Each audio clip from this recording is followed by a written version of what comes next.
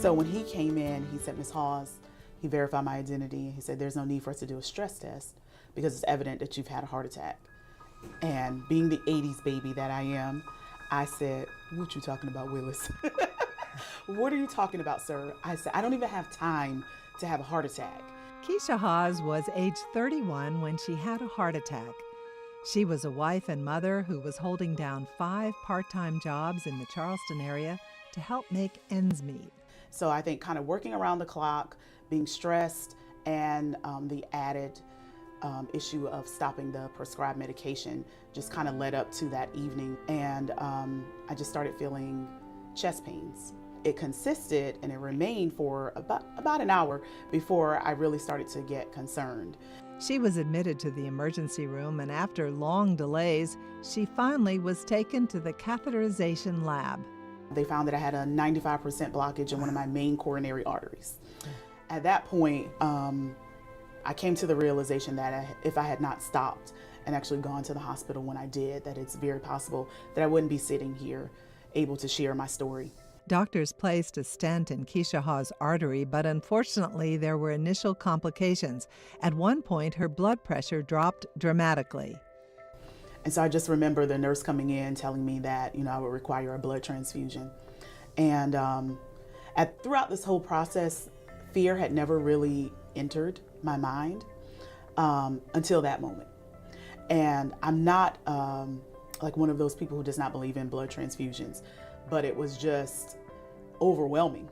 So it was at that point that, I was like, hey, is this thing on? What you doing up there, big guy?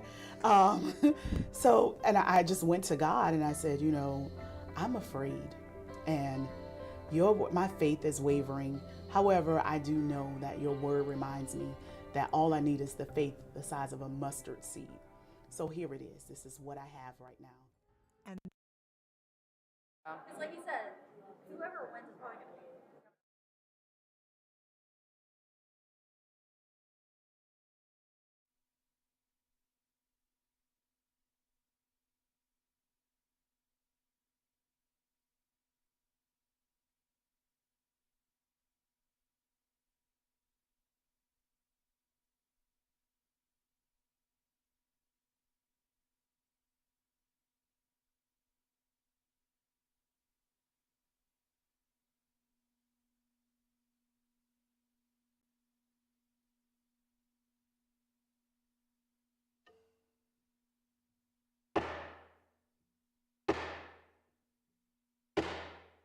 The Senate will please come to order. Members and guests will remain standing while we're led in our devotion by the chaplain, followed by the Pledge of Allegiance. Chaplain? Once again in Exodus, we hear Moses doubting himself before God, saying to the Lord, "Who am I that I should go to Pharaoh and bring the Israelites out of Egypt?" From Exodus chapter 3, verse 11. Good friends, let us pray. Oh, blessed Lord, we fully recognize how those moments arise when someone in a leadership role might find herself or himself wondering, how on earth did I ever think this would be an easy task? The fact is, of course, being a leader of others is so often just the opposite of what we might call easy. And these senators come to know that reality early on as they strive to work on behalf of the people of our state. Responsibility is more often than not quite a burden. The expectations of our citizens are frequently sky high. Nonetheless, dear God, instead of the occasional feeling of, why me, Lord, may these leaders unfailingly trust in you and thereby find the strength they need to bring about great and solid blessings for our state and for her people. We humbly pray all of this in your loving name, dear Lord. Amen. I pledge allegiance to the flag of the United States of America and to the republic for which it stands, one nation, under God, indivisible, with liberty and justice for all. Please be seated. Senator from Cherokee, what purpose do you rise, sir? Request a call of the Senate. Call of the Senate has been requested and is granted by the chair. Clerk will ring the bell.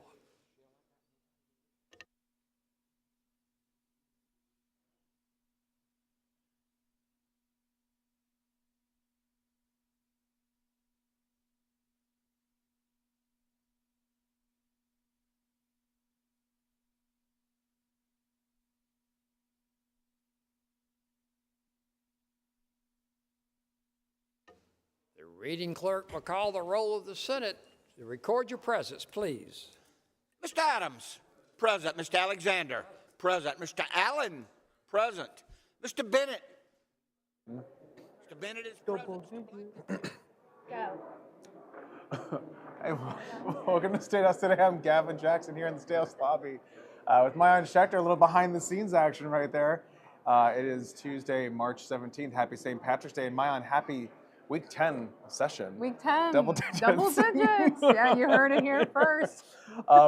We just came out of the Senate. We'll be joining back in the Senate. They're the only chamber that's in session this weekend, today, of course, after the House passed their $15.4 billion budget last week and some other tax bills too, right? That big tax bill went to the governor. We don't know if he signed it yet, right? No, he has TBD? not. Okay. Yeah, not yet. But he has some time. And also the House isn't here to help ratify Right, legislation either. that's true. So that's So like we say. I think stuff's gonna start piling up outside the house. So when they come back, it's gonna be a bunch of Mail. newspapers and bills. That being said, the Senate is working this week, and they are taking up that hemp derived consumables bill, which they started debate on last week, and that's H 3924, which we know passed the House last May. And now it's really been the big vehicle for dealing with somewhat regulating, the attempt to regulate these hemp-derived consumables. We're talking about the THC drinks, those Delta-9 drinks. That's really getting a lot of attention, and that was made legal under the 2018 Farm Bill. Hasn't been regulated since then. It's been a bit of the Wild West, so lawmakers are really trying to clamp down and do something on that. And I will say there was a lot of committee work done on this bill, as there was in the House on it as well. But we're seeing some changes to it. We saw them adopt that committee amendment last week. So I'm going to walk you through what that really just kind of prohibits anyone from under 21 from purchasing and consuming these hemp-derived products. And it strictly regulates them to Delta-9 products, those THC Delta-9 drinks. That's hemp-derived THC. It's not marijuana drinks, which I think is getting a lot of conflation, a lot of misinformation going on when you hear about folks talking about this. And I think it's specific to say that it is hemp-derived THC, which is legal under that 2018 Farm Bill. And of course, it's going to regulate these drinks like alcohol too. When we talk about the 5 milligram 12-ounce cans, those will be sold like beer. You can get those at retail shops, gas stations, anywhere you can buy beer right now. And then when you get to like the 10 milligram 12-ounce cans, those will be regulated like liquor. So that's kind of where they're selling right now. It's worth noting that there was an amendment before the committee amendment that failed, and that was going to outlaw all these THC products, these hemp-derived THC products. That was a very close vote, Maya. We were tallying the votes and watching it really closely, as were some of the other senators, I think. And of course, that's a bill that's also still on the House calendar. So maybe that's a curveball coming later in session if they don't like what was done with this bill. TBD on that. But of course, this bill also bans on-premise consumption as well. It also bans gummies. There's discussion over a gummy amendment that's still being debated. And it keeps CBD products legal and under current regulations. So this, again, will be the focus of what's going on in the Senate today. We did see a little action last week on that SCDOT modernization bill, S831. That did get second reading, but it was more of a perfunctory second reading because they carried over amendments to the third reading. So that will be the bigger vote. TBD if that's going to happen this week while we're talking about THC, TBD, THC, SCDOT. So we'll see if there's any movement on that too. Again, the Senate told us last week that they're not in too much of a rush because, again, the House isn't in. So anything they send over there, they really can't even receive it right now. So we'll see what's going on. But again, the focus will be on H3924 today in the Senate dealing with those hemp-derived consumables. But anything else you picked up from that debate, Maayan, that you found interesting? It's because it kind of does cut both ways when it comes to party lines here too. And I think a lot of senators and representatives are hearing from folks, their constituents, Republicans and Democrats, who are in favor of this. But it's at the same time, there's some friction with the state party, which is saying, hey, we're against anything that has to do with marijuana or related to marijuana. So the amendment that you're talking about that would have outlawed everything, as you mentioned, that was a close vote. It was not the only close vote. Also last week, there was a close vote on an amendment that would have pushed all the products to basically be treated like alcohol in liquor stores. And that was defeated by a narrow vote as well. So we've had a couple of very, very close votes over this issue. The issue of gummies, as you mentioned, is something that I think we'll all be watching for. That is a particular personal issue for some folks in the House, especially Representative Greg Ford from Dorchester, a Republican, who credits hemp-derived, these gummies, for really saving his son's life. His son is 24 years old, has seizures. We heard from Senator Everett Stubbs in the Senate, who said he really does want to find a way to help folks who desperately need these products for their health-related reasons. That amendment was carried over. Now, we did get a little bit of a tease from Senator Tom Davis. Not so sure if we should take it seriously or not, kind of dangling his medical marijuana bill that, of course, we know has passed the Senate a couple of times, gotten stuck in the House. It's now stuck in a Senate committee. But he kind of dangled it, teased it a little bit to say, hey, maybe this might be germane to this legislation.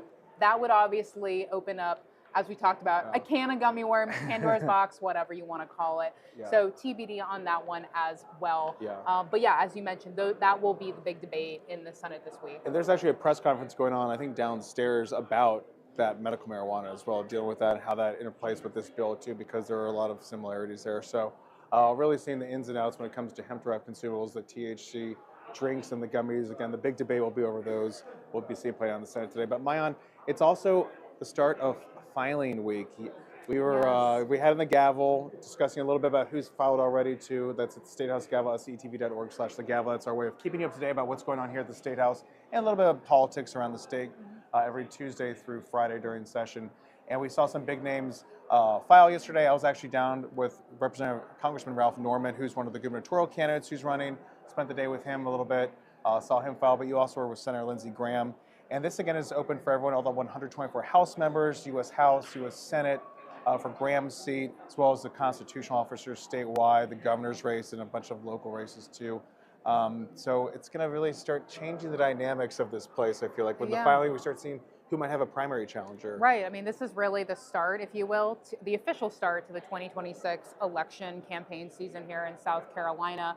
Of course, yesterday was the kickoff. They have until March 30th to file. And this is, of course, for your kind of big party candidates, your Republicans, Democrats, United Citizens, Libertarians. Of course, there are other avenues to get onto the ballot, but obviously this is kind of your best way. And of course, what we're looking at right now is who is running in a primary against somebody else. And as you mentioned, we do expect more folks to file for the Republican Party as far as the gubernatorial race. We saw yesterday that Ron Reddy, a very wealthy Isle of Palms homeowner who also has created this so-called Doge SC, kind of a la after the federal government effort to, quote, Doge South Carolina government. It had been long rumored that he maybe was very interested in a run for higher office, and he made it official yesterday with some interesting caveats that he will not take any campaign money from anyone, and he will not take endorsements either. He's also dropping a 7-figure 2-week ad buy and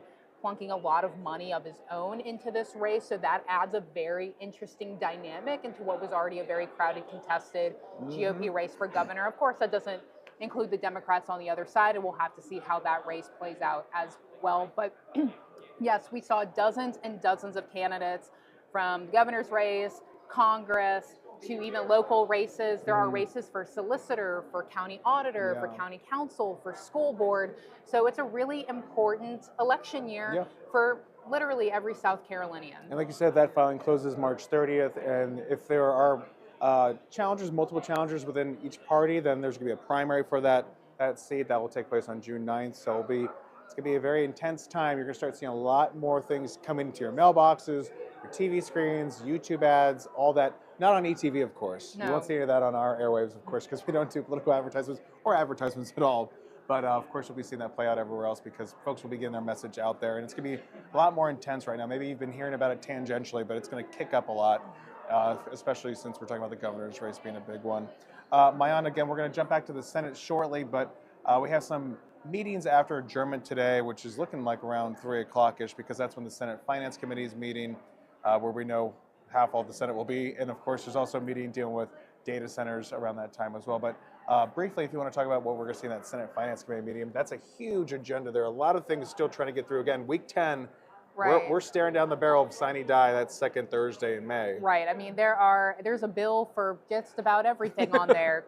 Qualifications for certain county offices, Heritage Act, monument legislation. I think the one bill that I'm particularly interested in, going back to what the House did before they went on furlough, was tax conformity. Tax conformity was not on the original. Everyone's favorite. Right, it was not on the original agenda. It got added later, and which is peculiar given the fact that Senate leaders have said over and over that they did not anticipate nor expect to take up tax conformity. Of course, that is legislation that would, for 1 year, conform the state's tax code with the federal changes that were made under the tax policy legislation, the so-called Big Beautiful Bill signed by President Trump last year.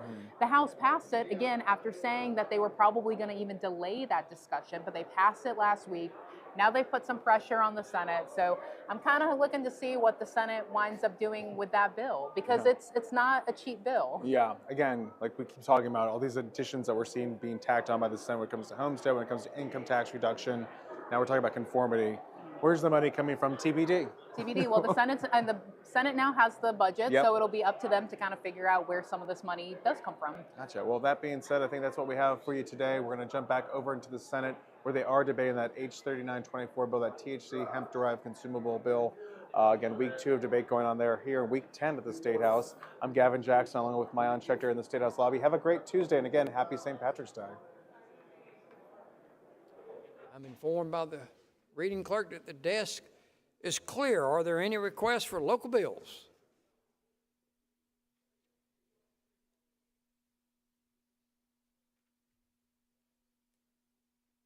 Any request for local bills?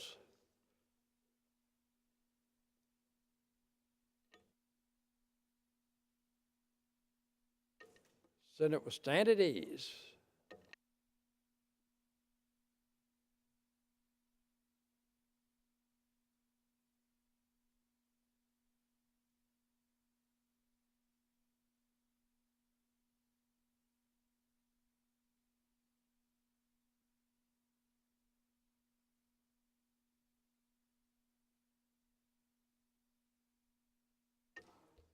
Senate, come to order. Senator from York, Senator Johnson, what purpose do you rise, sir? Purpose of an introduction. You're recognized for the purposes of introduction.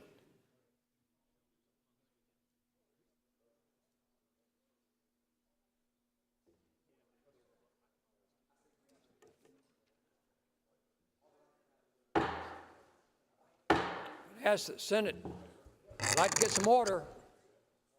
Senator from York, Senator Johnson, has been recognized for introduction. Please give him your attention. Thank you, Mr. President. Members of the Senate, today, the chairman of the Education Committee, the Senator from Orange, we had the honor of welcoming graduating senior teaching fellows from the College of Charleston, USC Aiken, Anderson University, Coastal Carolina, Charleston Southern, to their Legislative Hill Day. If you all would stand for us. As you all know, this is a state-funded fellowship designed to recruit high-achieving teachers or students into the teaching profession. These seniors that you're looking at, I referenced them today, they're the tip of the spear. These are the young men and women who are going to teach our children over the next few decades. They are going to shape education. They're going to shape our workforce. We are so appreciative of you. We are here to support you over your upcoming journey and over the decades to come. We look forward to seeing your progress, and we thank you for your hard work and dedication. Mr. President, if you would have us all welcome the teaching fellows to the Senate. Please, welcome to the State Senate. We're honored to have you. Good luck to you. Thank you, Senator from York.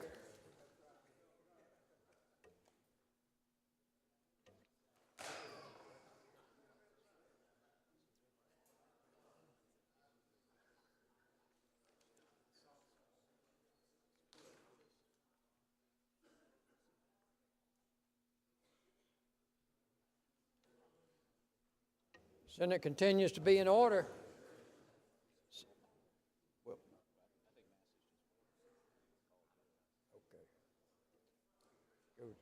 Go to, he's got to get her. Senator, what do we want to call it? Okay. Senator from Charleston, Senator Sutton, what purpose do you rise to? You're recognized for point of personal interest.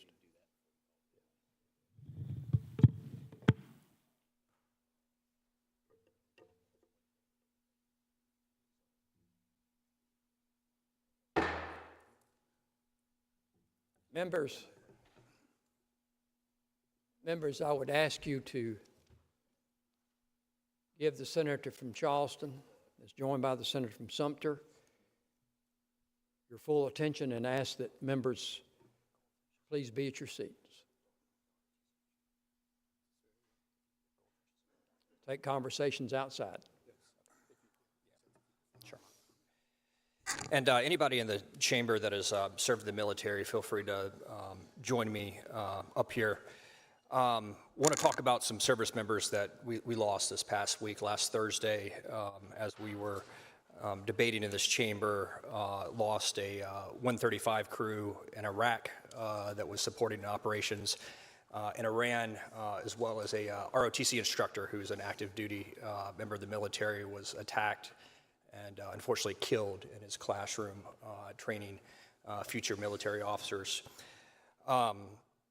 This does bring a lot of, I'll say, deja vu back. I'll say for me as a veteran of the global war on terror, and what you will find in the coming weeks as we continue the trade iron, trade lead with Iran, is you will see the majority of deaths will come off the battlefield. I'm reminded of a time when I was in Bagram in 2013, deployed there, and there was also the last time that we lost a 135. It was coming into theater. These are very old airplanes. KC-135 has been flying since Eisenhower was president, and this particular one, some of the mechanical wiring in the tail came apart, and the plane literally shook apart in the air, and the crew perished. We also lost an F-16 that month. A gentleman was named Mano Steele, controlled flight into terrain. We lost a MC-12 that month. Liberty, one of our smaller spy planes, also lost a civilian 747 at Bagram that month when some MRAPs that they were carrying out of there came loose and unfortunately pancaked, and the center of gravity shifted backwards in the plane. And I think a lot of people have seen that video.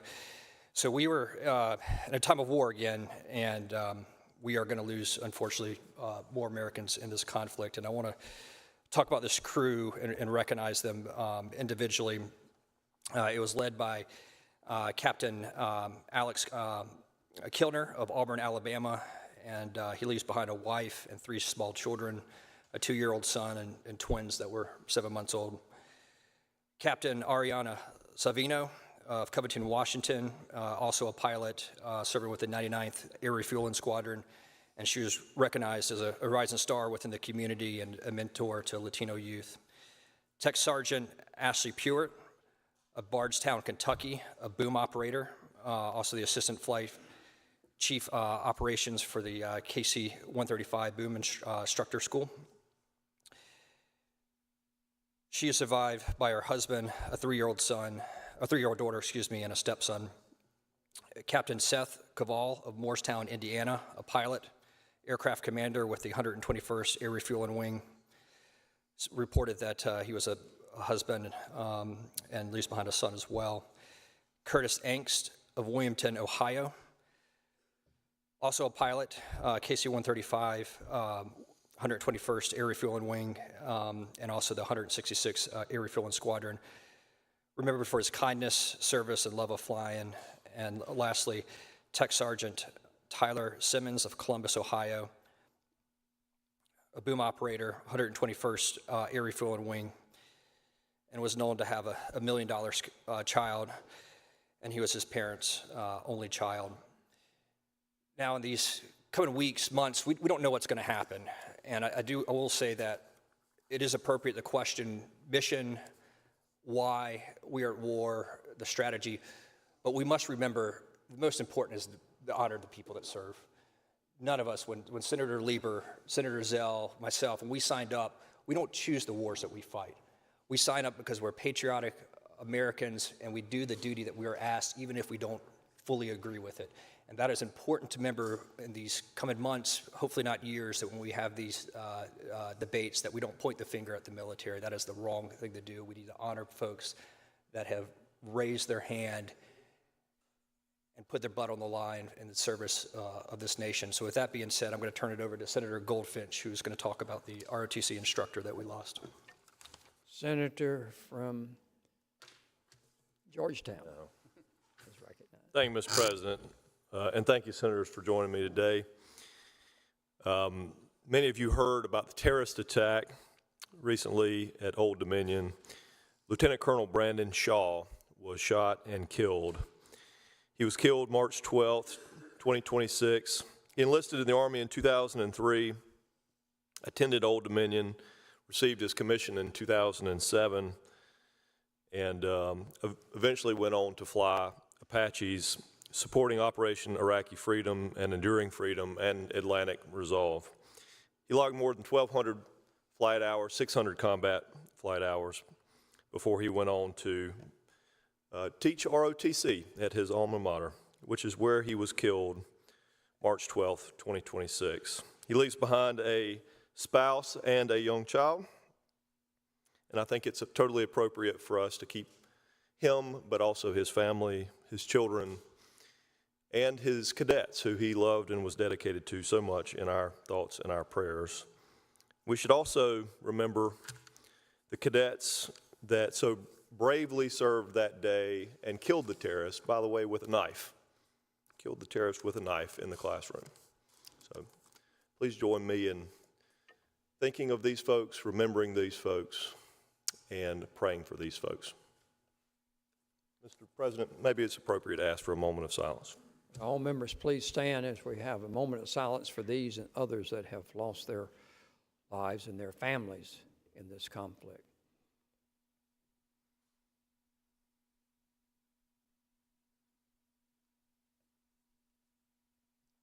Amen. Thank you, senators. Thank you, members of this body. Senator from Greenville, Senator Turner, what purpose do you? Unanimous consent that the words of the senator from Charleston and the words for the senator from Georgetown be placed in the journal. Is there objection to the unanimous consent request that the words from both the senator from Charleston, Senator Sutton, and the senator from Georgetown, Senator Goldfinch, be placed in the journal? Hearing no objection, so ordered. Senator from Aiken, what purpose do you rise, sir? I have a unanimous consent request. State your request, sir. House Bill 5350 is a concurrent resolution that designates April 1st, 2026 as Children's Advocacy Center Day in South Carolina. I ask for unanimous consent that this bill be recalled and given immediate consideration. From the Family and Veteran Services Committee. Is there objection to the unanimous consent request that H 5350 that's in the Family and Veteran Services Committee be discharged and be given immediate consideration? Is there objection to that? Hearing no objection, so ordered. So the pending question, the bill is before us, H 5350, is for the adoption of the bill. Resolution. All those in favor, please say aye. Opposed, no. The ayes have it, and it's been adopted by the State Senate. Senator from Charleston, Senator Campson, what purpose do you rise, sir? I'd request leave for the senator from Senator Cromer, senator from Newberry. For the day? For the day, yes, sir. Without objection, Senator from Newberry, Senator Cromer has leave for the day. Senator from Charleston, Senator Tedder, what purpose do you rise, sir? Rise for a brief introduction. You're recognized for introduction.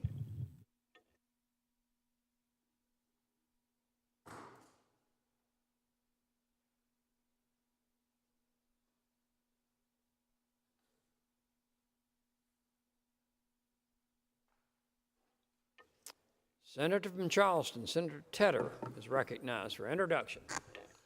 Thank you, Mr. President, members, and if anyone from the Charleston delegation would like to join me. Today, I'm just here to welcome and recognize some amazing students that we have in the balcony. We have with us the students that represent the South Carolina chapter of the American Student Dental Association and dental students from MUSC, the Medical University of South Carolina in Charleston. And so just want to recognize these individuals. And if they could stand while we do, so we can see who you are. In the balcony, Mr. President and members, we have dental students from across the nation and the state that have come to Charleston, to South Carolina to study the practice of dentistry. And these are going to be our future practitioners, physicians in the field of dentistry who we hope will stay in South Carolina and take care of our citizens. And we just want to welcome you all to the State Senate, but also commend you on your hard work. As some of you know, my wife graduated from MUSC Dental School in 2020 and is practicing, and I know that it's a lot of hard work, and so we commend you for all the late nights of studying, all the hard hours that you put in to take care of patients throughout this state of South Carolina. So thank you all, and we just want to give you a warm welcome to the South Carolina Senate, and good luck in your endeavors, and we look forward to seeing you walk across the stage and becoming doctor. Welcome to the Senate. We're delighted to have y'all visiting with us today. Enjoy your time. Thank you, Senator from Charleston. Senator from Calhoun, what purpose do you rise, sir? Thank you, Mr. President. Unanimous consent to introduce the Doctor of the Day, and then for one other unanimous consent following that. You're recognized on your first unanimous consent for introduction. Yes, sir. Senator from Calhoun. Thank you, Mr. President. Ladies and gentlemen, I have the honor of introducing our Doctor of the Day today, Dr. Carlos Soto, who is in the balcony and standing. I certainly want to welcome him to the Senate. Dr. Soto is a 2004 graduate of the residency program at Richland Family Medical Provider, and he is currently the medical director of the urgent care at Lexington Medical Center Northeast. Dr. Soto was previously in private practice over at Colonial Health, certainly making sure that he continues to serve the people in and around Richland and Lexington counties and the Midlands as a whole. Dr. Soto, thank you so much for being with us today and looking after us and taking care of us. Appreciate you. Great to have you with us. Welcome to the Senate. We thank you for your service here and back at home. Thank you. Welcome.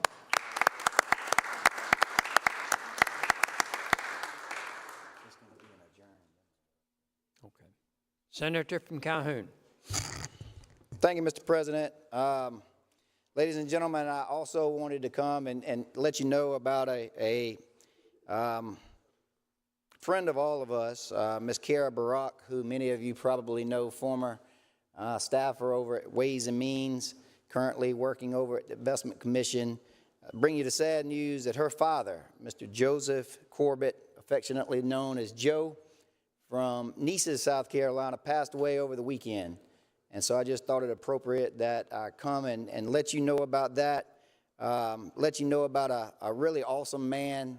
Joe, I tell you, he had the best grin of anyone that I've ever known. You know, it was always a mischievous grin that he knew something that you didn't, and so it always brought a smile to my face. He's what I, just would describe as a good old country boy that loved where he was from in Nices, South Carolina. He served over 35 years on the Nices Town Council as either a councilman or a mayor.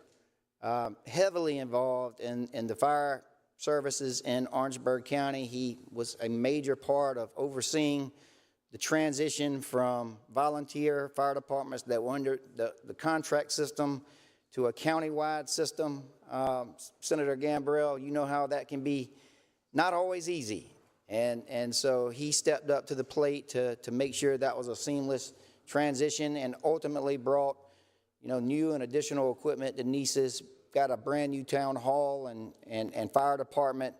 So just really proud of where he was from, and no more proud of anything in his life than his family. His 2 daughters, like I told you, Kara and also Laura Corbett, but more importantly, probably, he was G-daddy to 4 grandkids.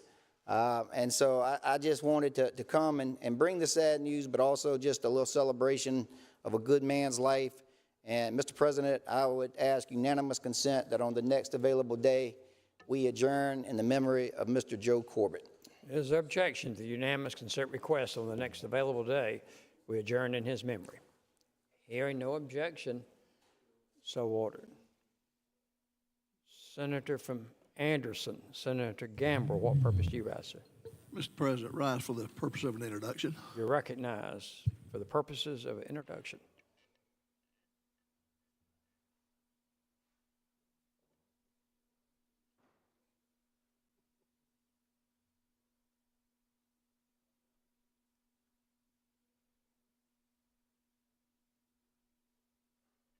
Senator from Anderson, Senator Gamble. Thank you, Mr. President. I'd ask the Chairman of Agriculture if he would join me at the podium.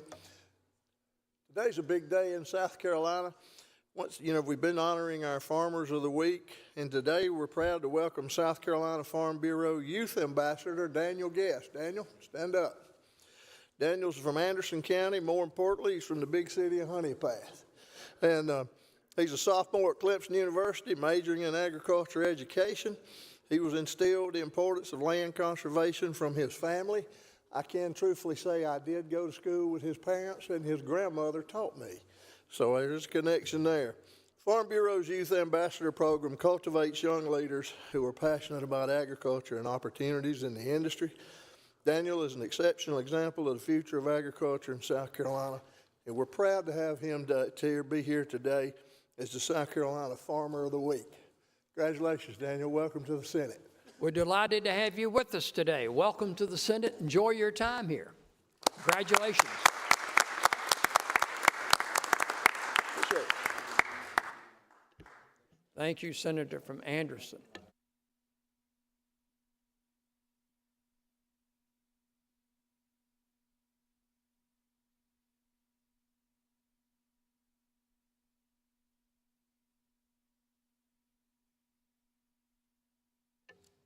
We continue to be in the local bill section. Are there any calls for local bills? Any requests for local bill?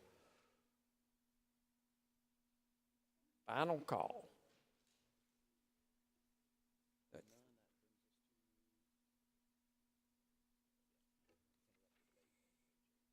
Takes us to page 4 on our calendar under the senator from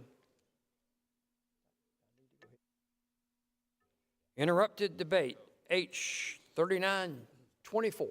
Senator from Edgefield, what purpose do you rise? Mr. President, I ask unanimous consent to carry this bill over until the end of the statewide uncontested calendar.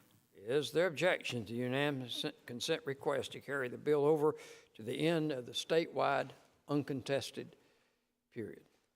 Hearing no objection, so ordered. It will be carried over to that appropriate place on the calendar.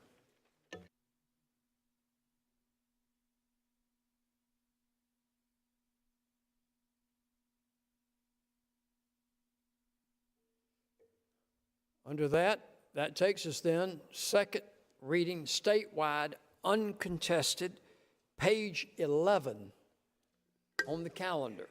Page 11, S76.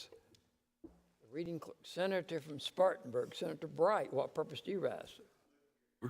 Motion is to carry over S76. All those in favor would say aye. Opposed, no. And the ayes have it. That bill's carried over.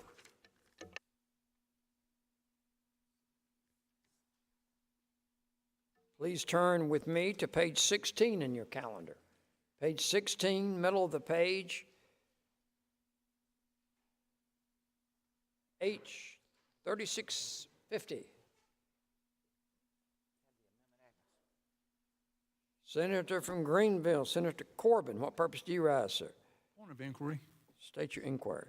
Is there a amendment on the desk from Senators Hutto and myself?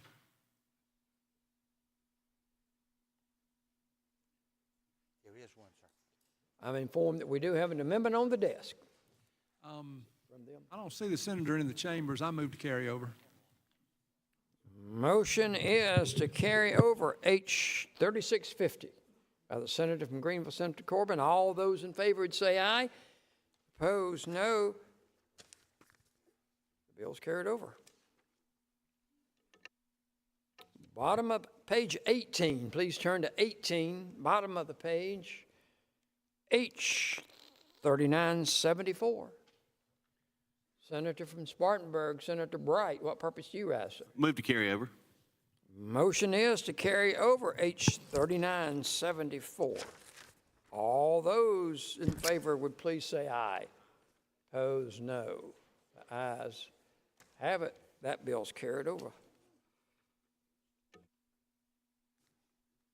We now go to page 23 on our calendar. Page 23, toward the top of the page, S 385 by the senator from Richland, Senator Devine, and the senator from Richland, Senator Walker.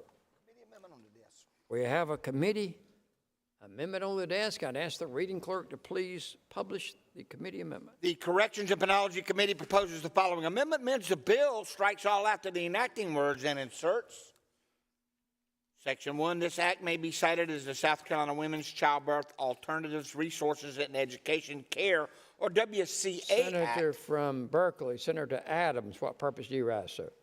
To explain the bill. You're recognized on the amendment and the bill.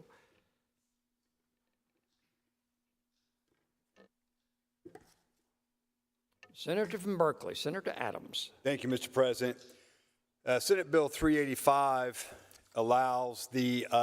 establishes the women's childbirth alternatives as if they are pregnant when they are found guilty and getting ready to be sentenced, or during sentencing, they have the judge has the capability and is able to release the pregnant incarcerated person for a period of up to 12 months so they can receive the health care and benefits of the birth of the child and that bonding time.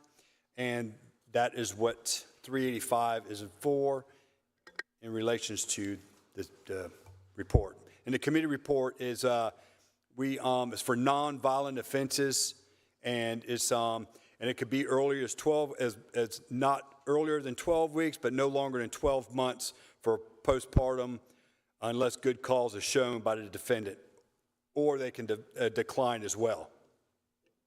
Senator from Greenwood, what purpose do you rise, sir? At the appropriate time, move to carry over. Unanimous consent. He has the floor. He has the floor. Senator from Sumter, what purpose do you rise, sir? Unanimous consent to be a co-sponsor on the bill. Is there objection to the senator from Sumter being added as a co-sponsor to S385? Hearing no objection, so ordered. Senator from Richland, Senator Jackson, what purpose do you rise? Have a unanimous consent request. State your request, sir. To be added as a co-sponsor. Is there objection to the senator from Richland, Senator Jackson's unanimous consent request to be added as a co-sponsor? Hearing no objection, so ordered.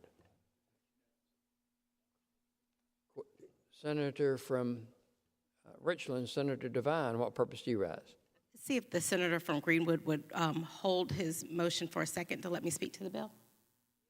Yeah, he has not been recognized. So senators from Devine, Senator from Richland, Senator Devine, what purpose do you rise? You want to be heard on the bill? To be heard on the bill. You're recognized to be heard on the bill.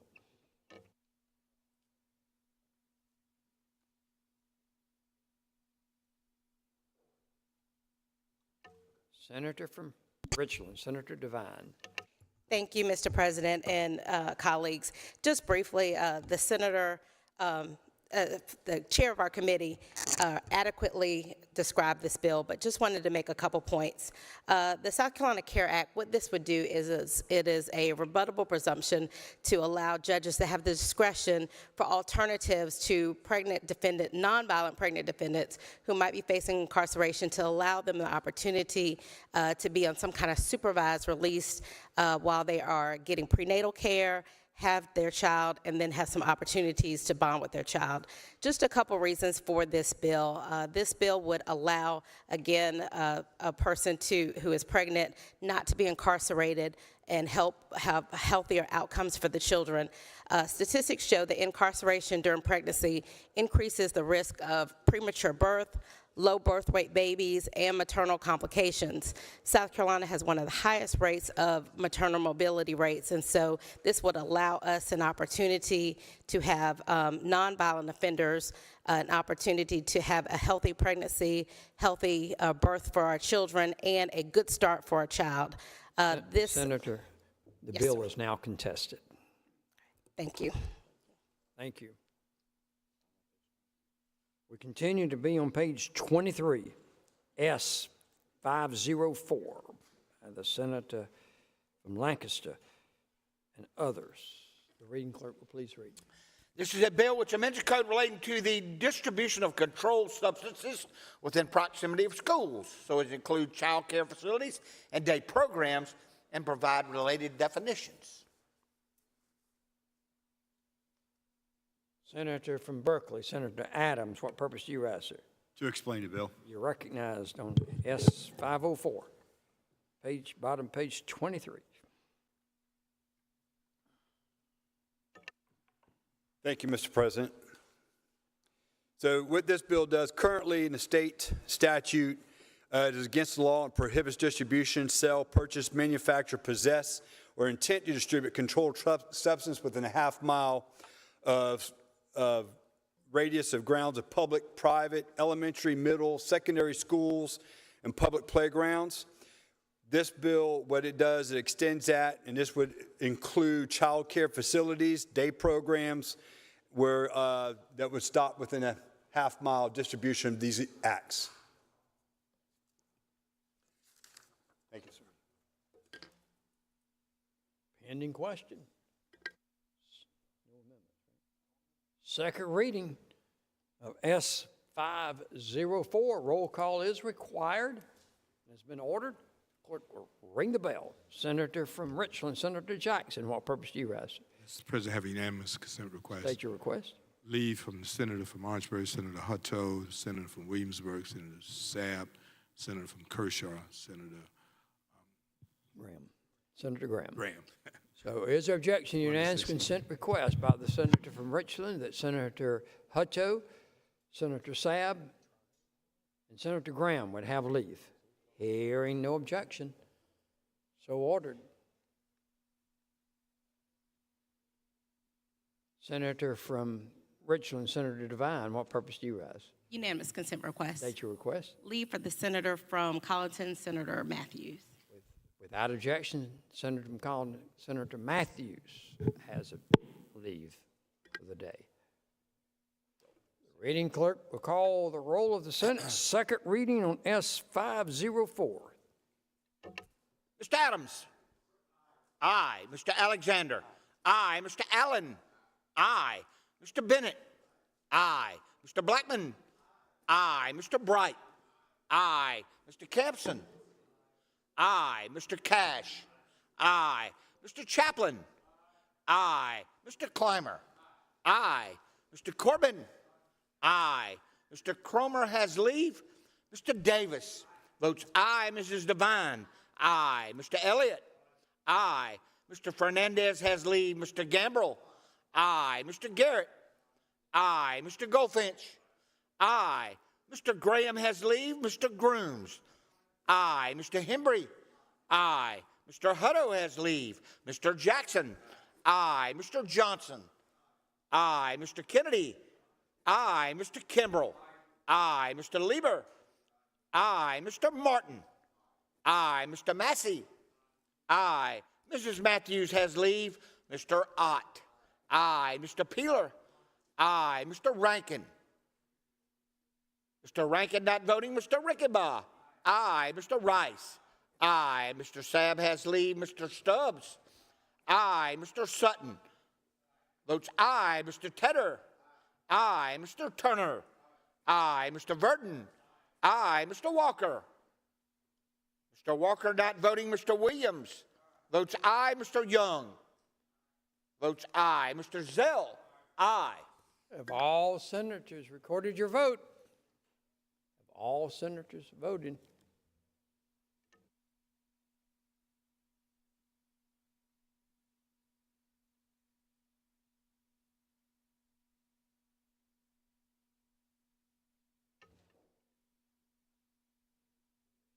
Further members wishing to record your vote?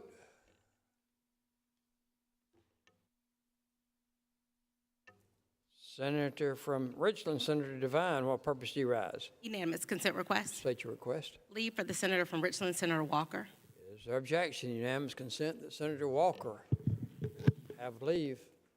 Hearing no objection, so ordered. Senator Walker has leave. I'm sorry, just walked in.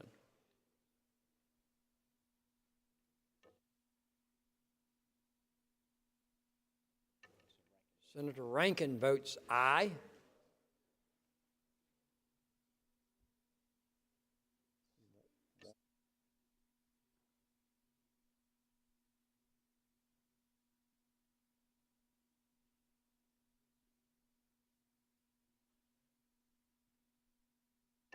Senator Walker votes aye. Further members wishing to record your vote? Final call. The polls are closed. The clerk will please tabulate. By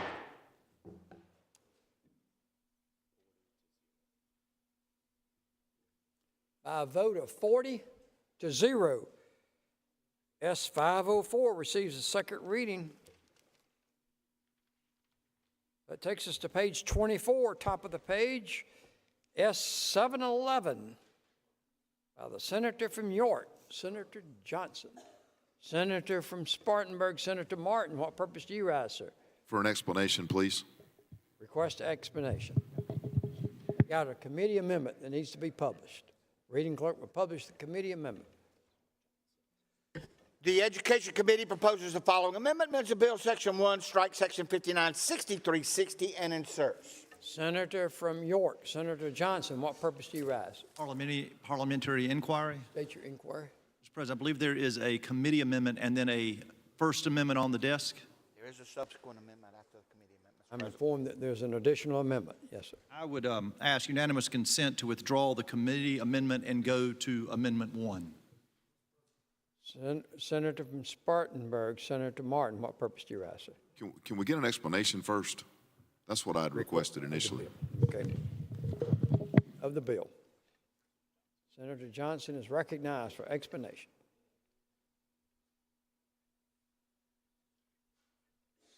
Senator from York, Senator Johnson. Thank you, Mr. President.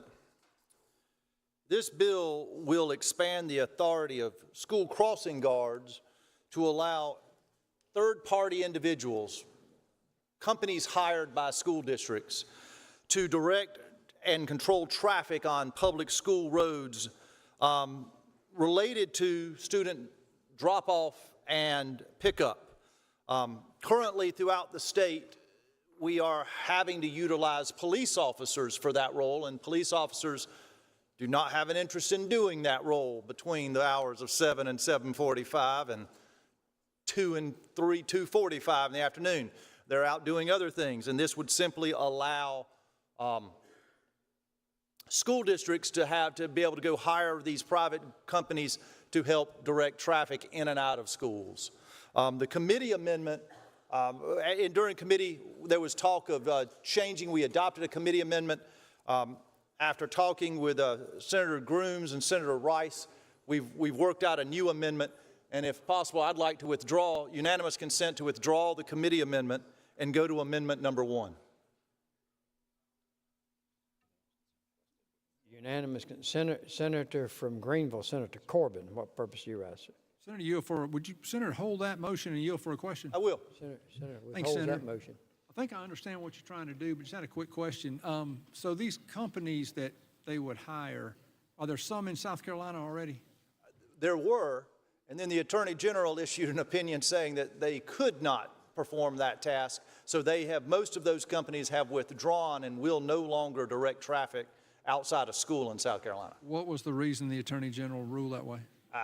Gave his opinion that way? The underlying statute that we're amending, they interpreted it to read that that only law enforcement could direct ingress and egress out of a school. That was going to be my next question. Are these companies going to hire law enforcement? So this just says that they can hire these people to do that, but they don't have to be law enforcement, correct? That is correct, but however, they will have to complete training that has been certified by the South Carolina Criminal Justice Academy. So you're still going to have training on how to do this. You don't have to actually be law enforcement, and it only applies to ingress and egress out of schools. Who would pay for this service? The school districts would, just like they're paying right now to try to get police officers at time and a half or double time. They could instead pay these private independent companies. And would the school districts go out for procurement for those services in a normal process? Senator, it would fall into whatever the process is. I don't know how much the contract would be. Sometimes you have a threshold before you have to go into a procurement. But I can't, we didn't take testimony on that in the subcommittee. I will say that the South Carolina administrators, the South Carolina School Board Association, all came out in support of the bill because they need people to do this work. Well, Senator, you're an attorney. I don't know if this is your wheelhouse. I am not an attorney, so I'm going to ask you an attorney question that hopefully you can answer. Suppose that school district hires them, and during their direction of traffic, there's a horrific accident that's sort of shown that that person caused the accident by directing wrongly or whatever. Would they be required to have some type of insurance or be liable? How would all that work? So school districts can contractually require that third party have liability insurance and coverage to cover all those. And because there's uniform training, there will be a state standard, so we will know whether or not they have deviated from that standard. So they could, but this bill doesn't mandate that there be insurance. It's not mandated, but I don't know any school district that's going to hire anybody to come on school grounds and perform a function that doesn't have licensing and some sort of insurance to get there. Thank you, Senator. Thank you. I would renew my motion to withdraw the committee amendment and go to the amendment number 1. Oh, I'm sorry.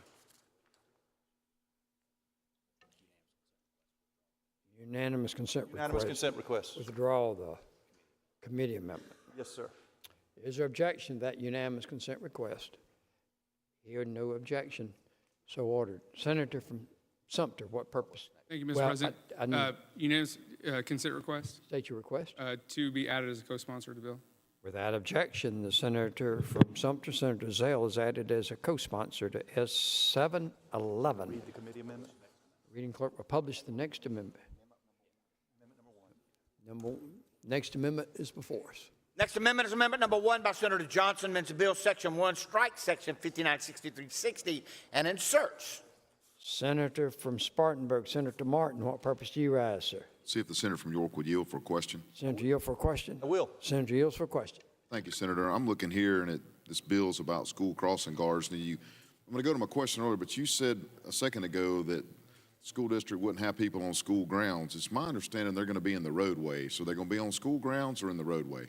Well, technically, you're right. They're in the road in front of the school. Now, you might have a school crossing guard that steps into the driveway, the main entrance, the bus entrance, that type area to get out of the way of traffic. But you are correct that they are directing traffic in the street. All right. And the bill says it gives them the authority to direct and control traffic on public roadways.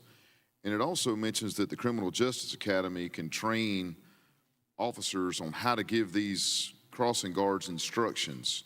Can you explain what that definition of authority is? So, as we discussed it in the subcommittee and in committee, the goal would be to have police officers, you go to the Criminal Justice Academy, you're trained how to do it, and then you can go train someone else, and you can give them that training to make sure that they understand how to get cars to turn left and to stop cars while people are doing left. So let's say little Susie's mom or dad, they get their school lets out at 2:20. They get there at 12:47 every day to be the first one in line. Could they then be deputized to go out and direct this traffic? If the school district chose to hire that person, I guess you could hire anyone to do it. What the testimony that we took in subcommittee was that school districts are going out and hiring companies to do this, and that this is really, part A of this bill kind of contemplates that volunteer who's just letting kids across the street. Part B of this is what we've been asked is to allow private companies to be able to come in and direct traffic just to get people in and out of parking lots. All right, so what authority does that private person, I know when I was on the school board, and they still do it now, we paid off-duty county law enforcement or whoever was a certified law enforcement officer. They would come, and I think if you use Spartanburg County, you pay them X number of dollars an hour. They can bring their car, and they're paid a portion of that, but the county's also reimbursed for the use of the car and the equipment and everything like that. So if somebody comes through there and almost hits somebody, that officer has the authority. So under this bill, that person is out there telling my neighbor to stop, and my neighbor says, well, that's not a police officer, I'm gonna drive on through. What authority does that person have? They are going to have to call law enforcement at that point to go issue that ticket. There's an attorney general's opinion specifically on point that says the only entity, the only person who can direct traffic ingress, egress out of a school is law enforcement. This is an attempt to expand that because, quite honestly, there's just no law enforcement. But you're absolutely correct that it's not like officers, if you were directing that traffic, you couldn't write somebody a ticket. We're going to have to bring law enforcement in to do the ticket. And tell somebody what happened, but then there would be no ticket written, correct? Because that law enforcement officer is not going to write a ticket because Senator Martin said so. Most likely, Okay. but this is, are there going to be people who don't obey them? Yes. Are there people who, I was sitting at a red light the other day and watched somebody roll through a red light. People aren't always obeying the law, but this is just an attempt to help school districts get people to direct traffic. I understand, and I'm sure that still, I hadn't checked with my district to find out, or districts to find out how much money's being spent, but I know when I drive through, there's a lot of law enforcement presence in front of these schools, and it probably does have a pretty big price tag with it, so. It is, from my understanding, is they're paying them typically time and a half, up to double their normal pay, and if you hire a private company, it's a fraction of that. All right. I'd like to have a little better understanding, but I do appreciate what you're trying to do. Certainly.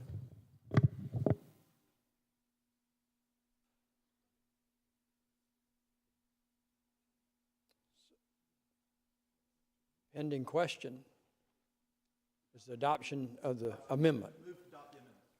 All those, I'm sorry, Senator from Spartanburg, Senator Bright, what purpose do you ask? For him to make that motion. Move to adopt the committee, the amendment number Pending 1. question is adoption of the amendment. All those in favor say aye. Opposed, no. The ayes have it. The amendment is agreed to. Senator from Spartanburg, Senator Bright, what purpose do you ask? Are we on the adoption of the bill now, or? Yes, sir, as amended. I'd like to carry this over just to talk to my school district. Motion is to carry over S711. All those in favor say aye. Opposed, no. Ayes have it. Bill's carried over. Further on page 24,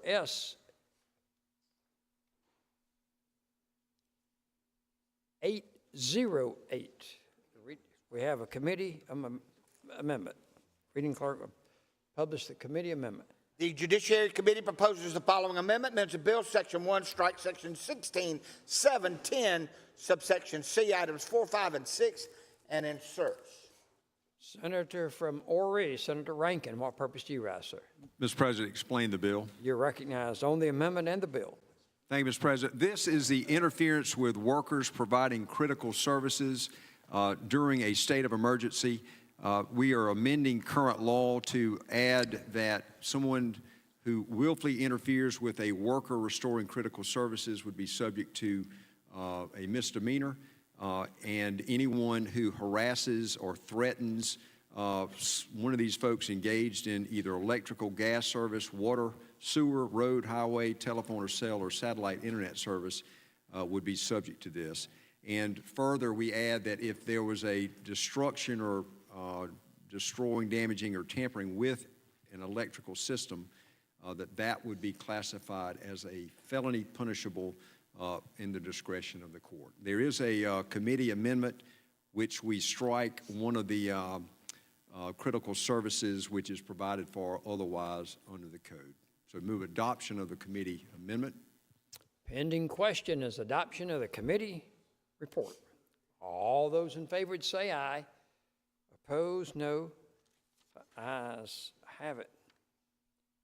There are no further amendments. The question before us is second reading of S 808.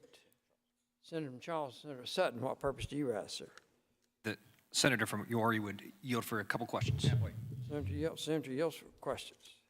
Do we have anything on the books now that stops people from interfering with line workers when they're trying to reconnect power and doing their job? Is this something that's a total gap at this point, and we're filling the gap, or are we changing language that We elevate critical services, and currently the law specifies that anyone dealing with and refusing instructions of a law enforcement officer in a state of emergency would be subject to this. We are elevating these critical services in a time of a state of emergency. Gotcha. And one of the examples we heard during committee was if somebody went to, say, for example, their location where they operate out of and were upset that it's taken 3 days to get power reconnected to their house. I think that in committee it was testified that it would apply there, but my understanding it would not. This is only on people's property. If somebody, a line worker's coming on their property and they're harassing them, they are subject to this new rule or law. Or That's correct. And again, we heard I'll call it the lunacy of anyone objecting to someone turning their power back on.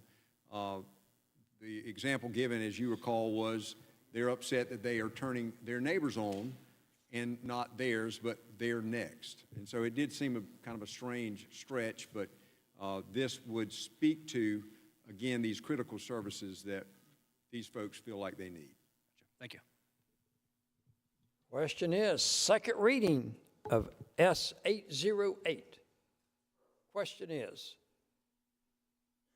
second reading of S 808. Senator from Spartanburg, Senator Martin, what purpose do you rise, sir? See if the senator from Ori would yield for a question. Happily. Senator from Ori yields for a question. So I see that it's going to make a felony. So if somebody does what to the DirecTV person, they're catching a felony for what? Well, what we are saying is that if you knowingly assault or engage in behavior that endangers a worker restoring the critical services, and again, you could call it DirecTV, but we do provide in the list of these internet service or satellite, if you directly, willfully, knowingly assault or engage in behavior that endangers them or destroy the electrical utility system, that would be classified as a felony. Currently, we have loitering or looting, and I use the term loitering that was given to me by someone during Hurricane Hugo. Did you know, my brother and I were riding down in the Georgetown area, and we had access to a place. The guy insisted that we show him proof, and he told us, be careful, there's a whole lot of loitering going on in there. Looting is the current law that you cannot violate, but this, again, heightens, we're talking about critical services employees or electrical utility systems. You're not talking about somebody that's very frustrated and maybe mouths off at these people and then goes back in their house, right? I mean, that's not what this bill is getting at, right? Well, the hope here is that folks that are trying to bring the power get to do it, and that they don't have to call the power to get the people out of the way that are preventing them from bringing the power. And so, no, that would not be what we're talking about. Second reading of S 808. Under Rule 16. Under Rule 16 of our rules, the bill will receive a 40-0 second reading. Can we, I'd like to object to that and have the roll called.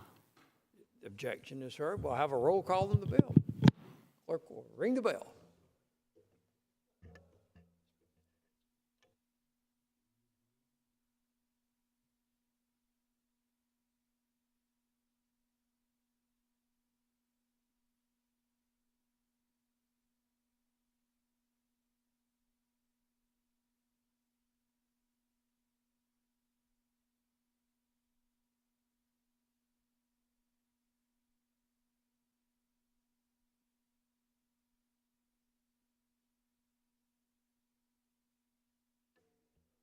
Reading clerk will call the roll of the Senate. Question is second reading of S 808.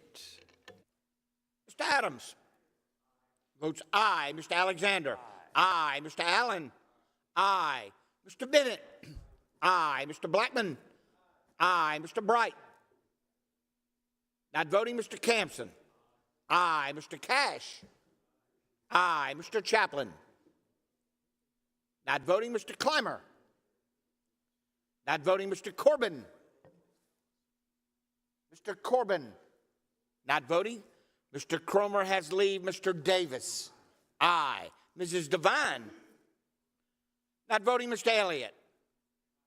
Mr. Elliott votes aye. Mr. Fernandez has leave. Mr. Gambrell. Aye. Mr. Garrett. Aye. Mr. Goldfinch. Aye. Mr. Graham has leave. Mr. Grooms. Aye. Mr. Hembry.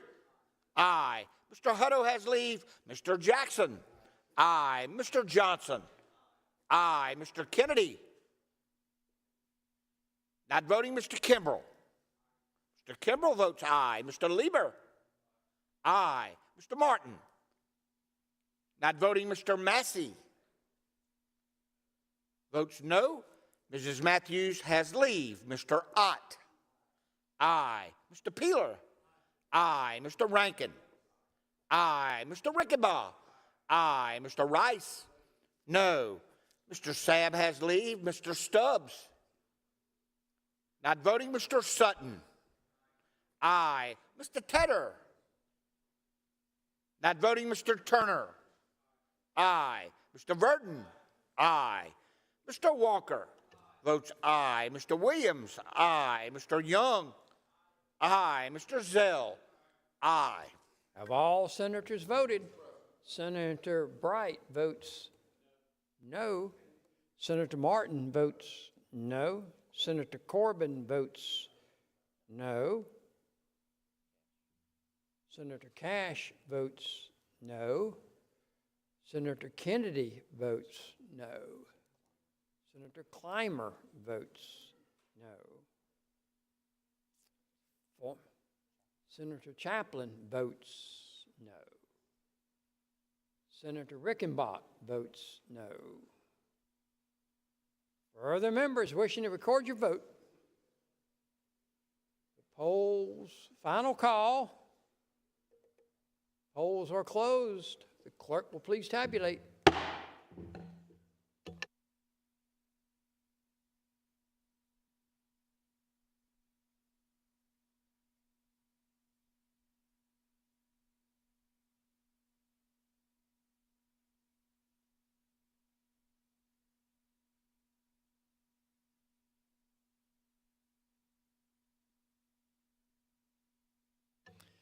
By a vote of 27 to 10, S 808 receives the second reading of the Senate. We'll go further on page 24 to S 823 by the Senator from Florence, Senator Rickenbach, Senator from Orangeburg, Senator Hutto, and others. We have a committee amendment.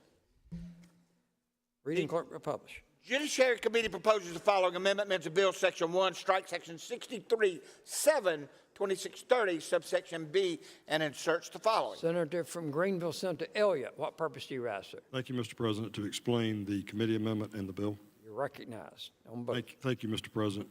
This bill would allow, in circumstances, in cases for termination of parental rights and adoptions, for the court to consider a no-contact order or a supervised contact order for the biological parent most of the time, or the parent that would be terminated, or the person that would be having their rights terminated, or that would be giving up the child for adoption. This came to the committee from the Joint Citizens Committee on Children, so thanks Senator Rickenbach for that. The subcommittee heard testimony. Most of the time, biological parents are the folks who are giving up the child for adoption, having their rights terminated. That can lead to a positive experience. We heard in rare circumstances, hopefully rare, the person who was a biological parent later after the adoption and termination kidnapped the child, just causing really horrible family dynamics. And the family court needs the ability to provide in the order terminating parental rights and/or the decree of adoption, a no-contact order or a supervised contact order. Pending question is the adoption of the committee amendment. All those in favor would say aye. Opposed, no. Ayes have it.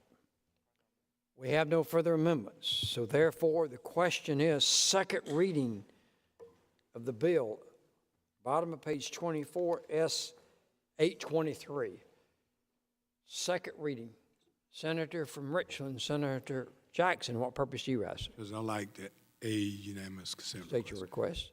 that we go to the vote prior to the last But second that- reading. under our rule, we'll, yeah. Under Rule 16, there would be a 40-0 second reading of S 823.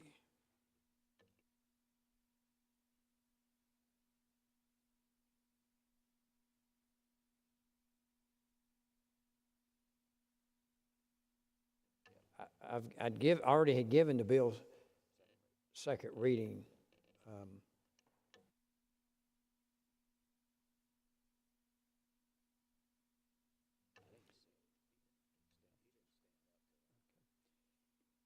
Page 25, top of the page, S 829.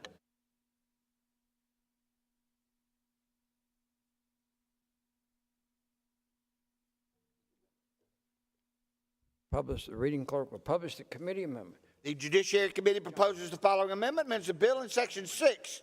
Strike Section 6, 25110, and inserts the following. Senator from Horry, Senator Rankin, what purpose do you have? Mr. President, to explain the bill and the committee amendment. You're recognized on the committee amendment and the bill. This is a change to the Joint Authority Water and Sewer Systems Act way back 1983. We effectively allow the joint system and nomination and governance by those from that legislative delegation in these areas. Apparently there are about 8 existing water and sewer entities that this applies to for their governance and their ability to issue bonds and any projects after being vetted by that authority with its ability to achieve bonding, financing. It streamlines that process. And so that committee amendment accomplishes that, reverses the order of 2 sentences in Title VI there. So move to adopt the committee amendment. Motion is, the pending question is adoption of the committee amendment on S 829 at the top of page 25. All those in favor would say aye. Opposed, no. The ayes have it. Senator from Greenville, Senator Corbin, what purpose do you ask? Senator Yield for a question. Gladly. Senator Yield for a question. Senator, I believe I heard you say this affected only 8 sewer or water districts. There are currently 8 existing joint municipal water and sewer commissions, and this would affect their ability to, again, hopefully, again, to share resources, assets, and better manage those in those areas that exist now. So what does it do as far as bonds go? This specifically allows the issuance of bonds with a simple majority vote. If you're in a joint system, instead of it going back to each system, it allows the jointly appointed authority to, by a simple majority vote, to issue and vote to issue those bonds. Senator, I've got a, in Greenville, we have REWA, which is our sewer authority, and we have Greenville Water, which is the water authority for Greenville City and into a lot of the county where it's reached. But I represent part of the city of Greer, and they have Greer CPW, which CPW handles the water and the sewer and the electrical and a lot of stuff. Could we carry this over one day and let me check with my folks back home, make sure they're okay with this? Please do. We adopted the amendment, though, do we not? Okay. Okay. Thank you. Jess, do you mind giving it a second reading and then putting your name on it and then clarify it? Because if there's no other questions, I'd like to get this further out. But if not, it's fine. We got. Yeah, we can do that. Yeah. Why don't we carry it over, allowing amendments on third if need be, taking the vote on third? You want to make that motion? Very good. So Give it second reading, carrying over the.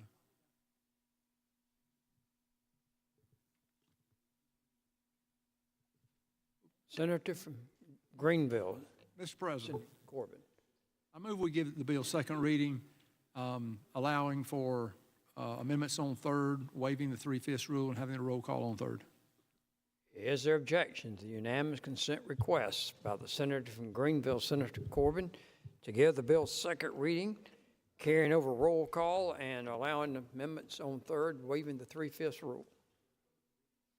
Hearing no objection, so ordered. The bill's given a second reading. That takes us to the bottom of the page, S 922, on bottom of page 23, by the senator from Edgefield and others. We have the committee report. Senator from Edgefield, what purpose do you ask? President, I ask to be recognized to explain the bill. Okay, I'll have the, you're recognized.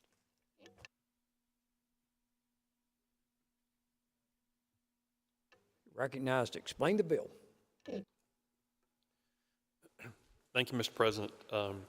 This is the appointments bill. And we've talked about this a little bit before, but just very briefly, what the bill itself does is it provides that the State Election Commission commissioners would be nominated by the governor subject to advice and consent of the Senate, and that they would serve coterminous with the governor. It makes some clarifications on interim appointments to respond to the lawsuit from a few years back. We provide that interim appointments could be made only during the time in which the vacancy occurred. It would maintain the current law that if an interim appointment does not receive advice and consent during the next session, then that position would be vacant. That is the current law. It also would provide that if the Senate rejects an interim appointment, that the position would become vacant, and there could not be a subsequent interim appointment on that. It would provide that the governing body for each department, secretaries, the directors, they would serve coterminous with the governor, such that they would be subject to advice and consent thereafter as well, as opposed to just one time going on. It actually removes advice and consent for 36 different appointments, and I've got the list. If you want me to read the list, I can do that. That's the underlying bill. Mr. President, the committee amendment that you referenced, it makes a technical change to the name for the Department of Public Health, because there was still a reference to DHEC in there. It also deletes the Forestry Commission from the list of things that the Senate would not have advice and consent on, so that means that the Senate would continue to have advice and consent for Forestry Commission nominees. It would also provide that for the Will Lou Gray School, whereas right now those board members are elected by the General Assembly, we have difficulty finding people for that position, for those positions, so this would have Will Lou Gray School treated similarly to the John Della House School, have the governor nominate those board members subject to advice and consent of the Senate. It also would require that for all these areas in which the governor has appointment authority absent any advice and consent, that he would, at the time of making that appointment, that he would notify the clerk of the Senate, so then we would get notification that those people have been nominated for those positions, just to keep us up to date on what's going on. Mr. President, that is the committee amendment. If there are no questions on the committee amendment, I would move adoption of the committee amendment. Question is adoption of the committee amendment. All those in favor, please say aye. Opposed, no. The ayes have it. The committee amendment is adopted. We have additional amendments. I'd ask the reading clerk to publish the appropriate amendment. Amendment number 1 by Senator Alexander amends the bill, adds a new section to read. Senator from Edgefield, what purpose do you ask, sir? To explain the President's amendment. You're recognized. Explain the amendment. Mr. President, this amendment deals with the Legislative Audit Council. Right now, those board members are elected by the General Assembly as well. This would have those members being nominated by the governor subject to advice and consent of the Senate.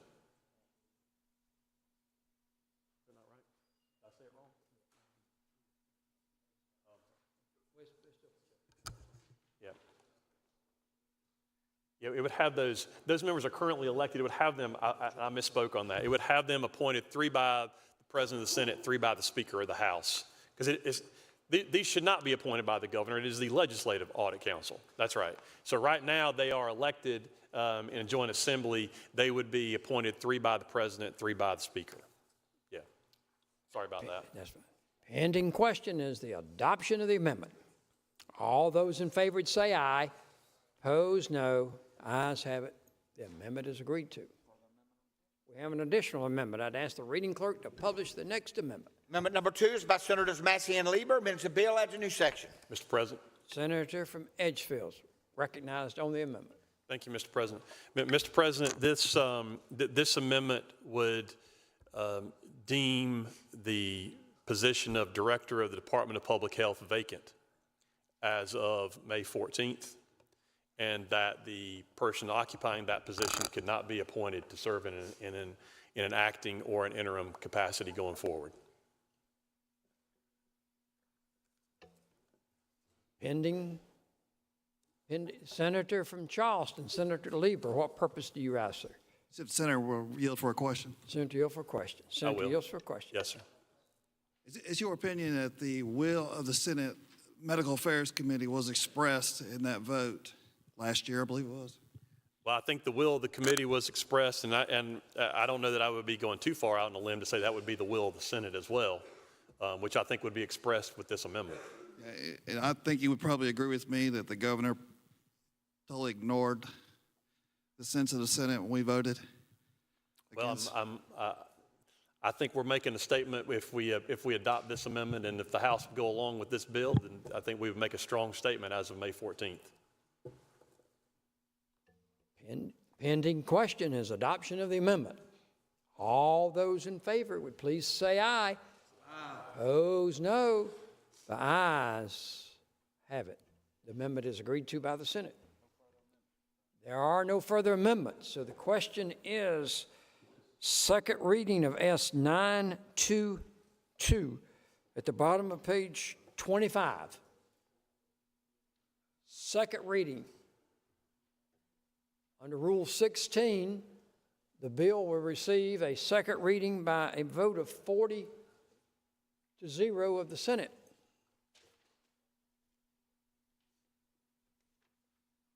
That now takes us to page 26 on the calendar. Toward the top of the page, S 961 by the Senator from Charleston, Senator Campson. Reading clerk will please read. This is a bill amending the code relating to catch limits for certain saltwater game fish, so as to revise catch limits for red drum. Amends a further section relating to equipment so as to require a non-offset, non-stainless steel circle hook when using a handheld hook and line, and a hook size of 4-0 or larger. Senator from Charleston, Senator Campson, what purpose do you rise, sir? To explain the bill. You're recognized on your bill, sir. Thank you, Mr. President. First of all, for the regulatory framework that this bill is governed by, is that South Carolina since the 1940s has been a member of the Atlantic States Marine Fisheries Commission Interstate Compact. An interstate compact is when a state voluntarily enters into an agreement with other multiple states because they have, in this instance, for example, fisheries that don't honor state lines. And so it's a way to manage a regional fishery, and it is a compact that the state of South Carolina entered into in the 1940s, has been a part of ever since. And the Atlantic States Marine Fisheries Commission has found that our fishery for redfish or spot-tail bass or red drum are overfished. And so what we have done in response to that is we are changing both the size limits and the bag limits for spot-tail bass or red drum. The current limits there's a slot limit, which is from 15 inches to 23 inches. A slot limit means that you can catch a fish within that limit. But if it's younger, if it's smaller than that, you got to release it. If it's larger than that, you got to release it. You want to release the large ones because they are the ones who actually provide, they're most fertile and provide for the next generation of fish. So the current size limits are 15 inches to 32 inches, slot limit 2 fish per person, daily bag limit 6 fish per boat. What this bill would do is it would revise those limits to an 18-inch to 25-inch slot limit, 1 fish per person per day, 2 fish per boat limit. It would also add gear restrictions. It would require non-offset circle hooks to be used when using natural bait. A circle hook is a hook that that generally hooks a fish almost always in the jaw and the fish does not swallow a circle hook and therefore it does not kill the fish. A J hook often ends up killing a fish. So we would have to use non-offset circle hooks to fish in order to be able to release fish that are not in the slot limit, to release them healthy back into the ecosystem. The circle hooks would have to be 4/0 or higher. A 4/0 is a hook with a 5/8 of an inch gap, and being non-offset, it further increases the chances that the fish will survive because it'll be hooked in its mouth. Senator from Spartanburg, Senator Martin, what purpose do you ask, sir? See if the senator from Charleston would yield for a question. Senator, yield for a question. As long as the senator recognizes there are no spot-tailed bass in Spartanburg County. I will yield Senator that. Thank Senator you, Mr. from President. Spartanburg is recognized. I see that you're using the 4/0 in the legislation. Right. And I know that is roughly a 5/8 gap, 5/8 of an inch gap. What would happen if someone got a 3/0 hook mixed in with it? How would they check that? Well, they would be subject to a citation if DNR. Let me make it clear. It's 4/0 or higher. You can have a larger hook as well. 5/0 would be okay, but the 3/0 wouldn't. Correct. What would the fine be on that if the DNR agent pulled out his tape measure and checked that? I don't know. I'd have to ask DNR what that may be, but I do appreciate what you're trying to do. Not making them swallow it. I mean, that's a good. I do know this, that typically DNR gives a grace period when you have a new law like this when it comes to catch limits and slot limits, and they usually give you a warning for about the first 6 months or to a year. Senator, I appreciate it. All your hard work. Thank you. Senator from, I'm going to go to the senator from Sumter first. What purpose do you rise, sir? Just see if the senator yield for a quick question. I'll yield. Yields for question. Thank you, Senator. Just real quick, I was fortunate enough to sit on the committee with you. There was some very good points made. And so just for this body's awareness, the question was asked, if this bill is adopted based on our current levels and populations of those fish, how long should it be until we start seeing a stabilization in that population? Well, that's hard to really know. It would kind of be a guess because you don't know what Mother Nature is going to do, but you will be dramatically reducing the catch limit from 6 fish per boat to just 2 fish per boat. And you also will dramatically increase the recruitment rate because you have fish that are living longer, that are sexually mature or spawning, producing young fish without being caught and taken and eaten because we're increasing that size limit. So I don't know that you can quantify it, but these are pretty significant changes that would add to the recruitment of young spot-tailed bass to our fishery. Yes, thank you, Senator. I appreciate that. As I recall, and it might have been actually just a one-on-one conversation. I can't really recall exactly, but it was expressed to me that it was a 7 to 10 year time frame from adoption of and implementation of this bill and its rules and its policies and procedures. So I just want to express to the body that this is we're far behind on this issue, I believe, and I think this is a very good first step, and I appreciate all the effort. But this is one step and likely many to get us back to a healthy population. Yeah, I think that comes. I think what you recall would be because it really takes that amount of time for a redfish to get into the slot, and we're increasing the size of that slot limit, so we're going to recruit more fish. And another thing about redfish is that they have high fidelity to one location, and which means you can, for example, on my dock, I never keep a spot-tailed bass or a redfish. It's the same thing. Us oldies call it a spot-tailed bass. Never keep them because they have high fidelity to one spot. And so you can fish out, one dock for a significant period of time because those fish just stay right where they are. In fact, one time I caught a fish that had been tagged twice. I was the third one to catch it on a fly rod, wading around in the marsh with a fly rod. And that fish was released like 2 years ago and last year at the within 300 feet of where I caught it in the following year. And so it's really, the fishery can be fished out if it's not protected. That's pretty clear. And most anglers are very supportive of this. Thank you, Senator. Appreciate it. Senator from Darlington, what purpose do you rise? To see if the senator will yield for some questions. Senator, yield for questions. Yeah, I'll yield. Senator, yield for questions. Forgive me, but I was unable to make it to the committee where we discussed this directly, and there were some questions that I had, and I'm hoping you can answer them, and if you can't, I understand.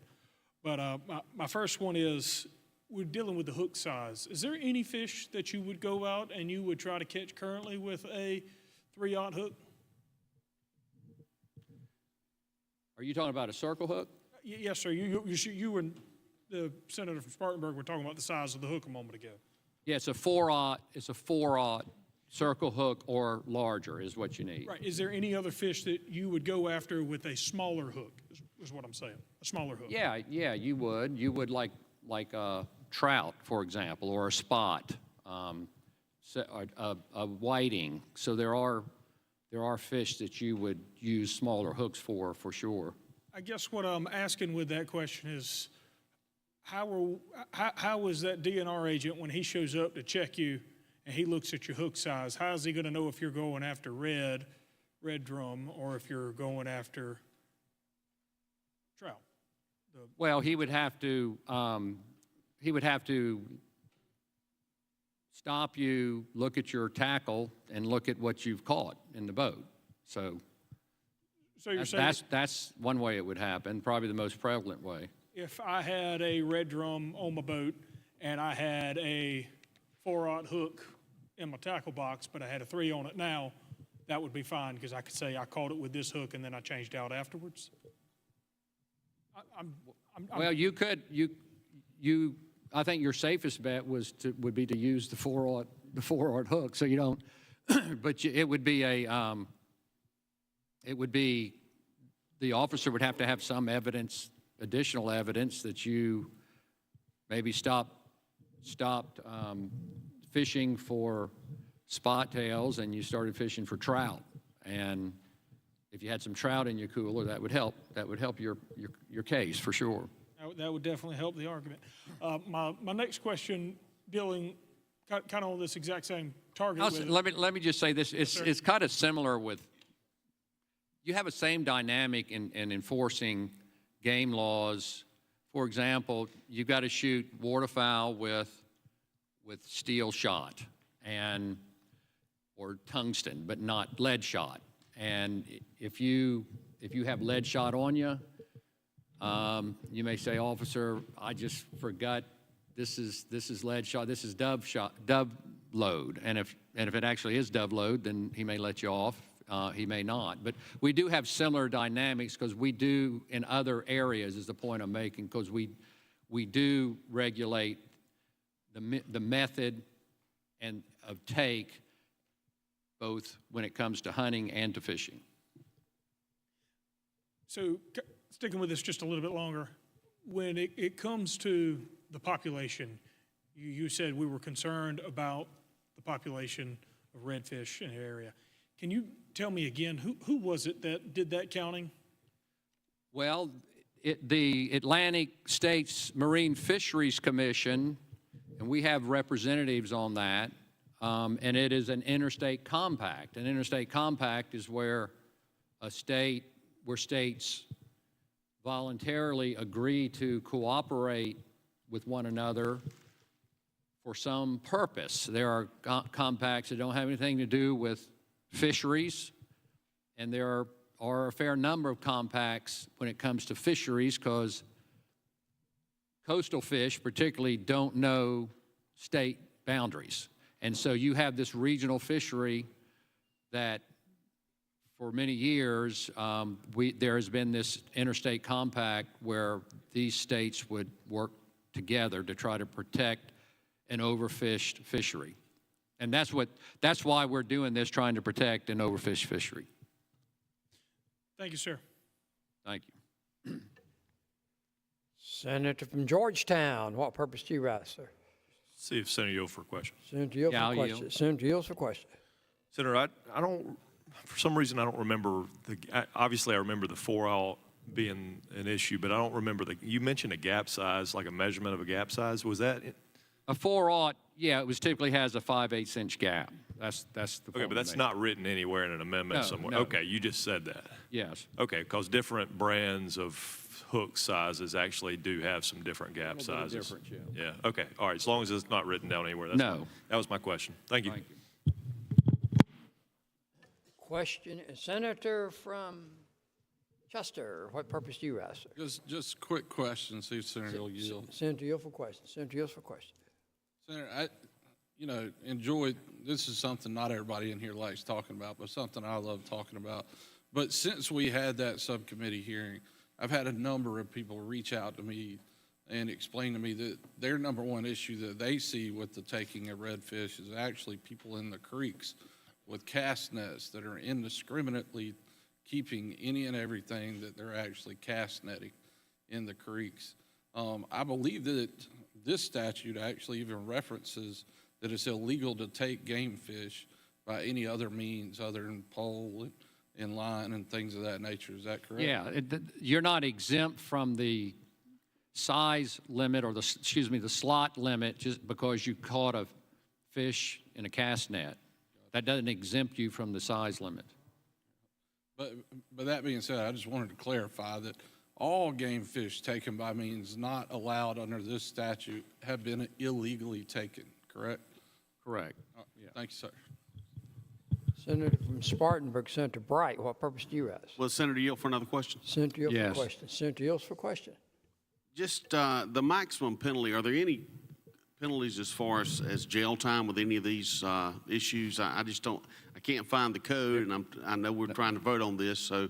No, there's no jail time. There is, you can have points removed from your hunting and fishing license is the main way that DNR enforces things like this, is you get 12 points, and if you lose those 12 points in I think it's a 5-year period, then you lose your privileges for hunting and fishing. And that's the major way that these fisheries or regulations or laws are enforced. Thanks, Senator. Pending question. The second reading of S 961. Second reading. 961. Under Rule 16, the bill will receive a 40-0 second reading of the Senate. Senator from Richland, Senator Devine, what purpose do you rise? Unanimous consent to be added to that vote. I think I missed that one. Senator from Richland, Senator Devine will be added to that vote if necessary.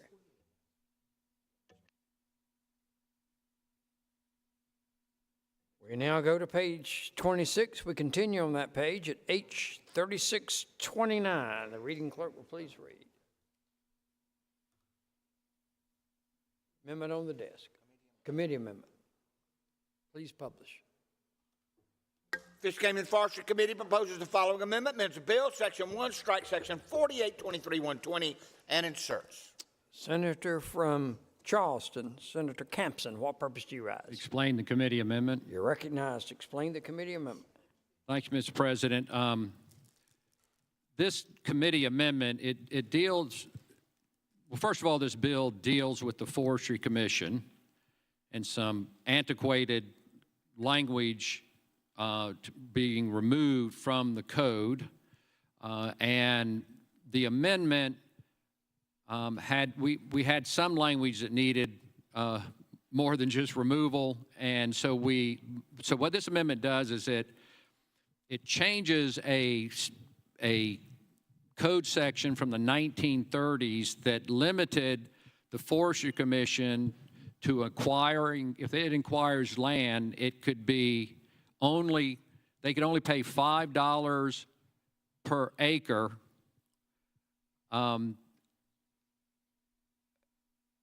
And so that was certainly antiquated language because it was limited to $5 per acre, and that comes from 1933. So what this amendment does is it eliminates that $5 per acre provision. It makes some technical corrections to language that's just to update the language, and it provides that the Forestry Commission cannot acquire land at a price that exceeds its fair market value instead of $5 an acre.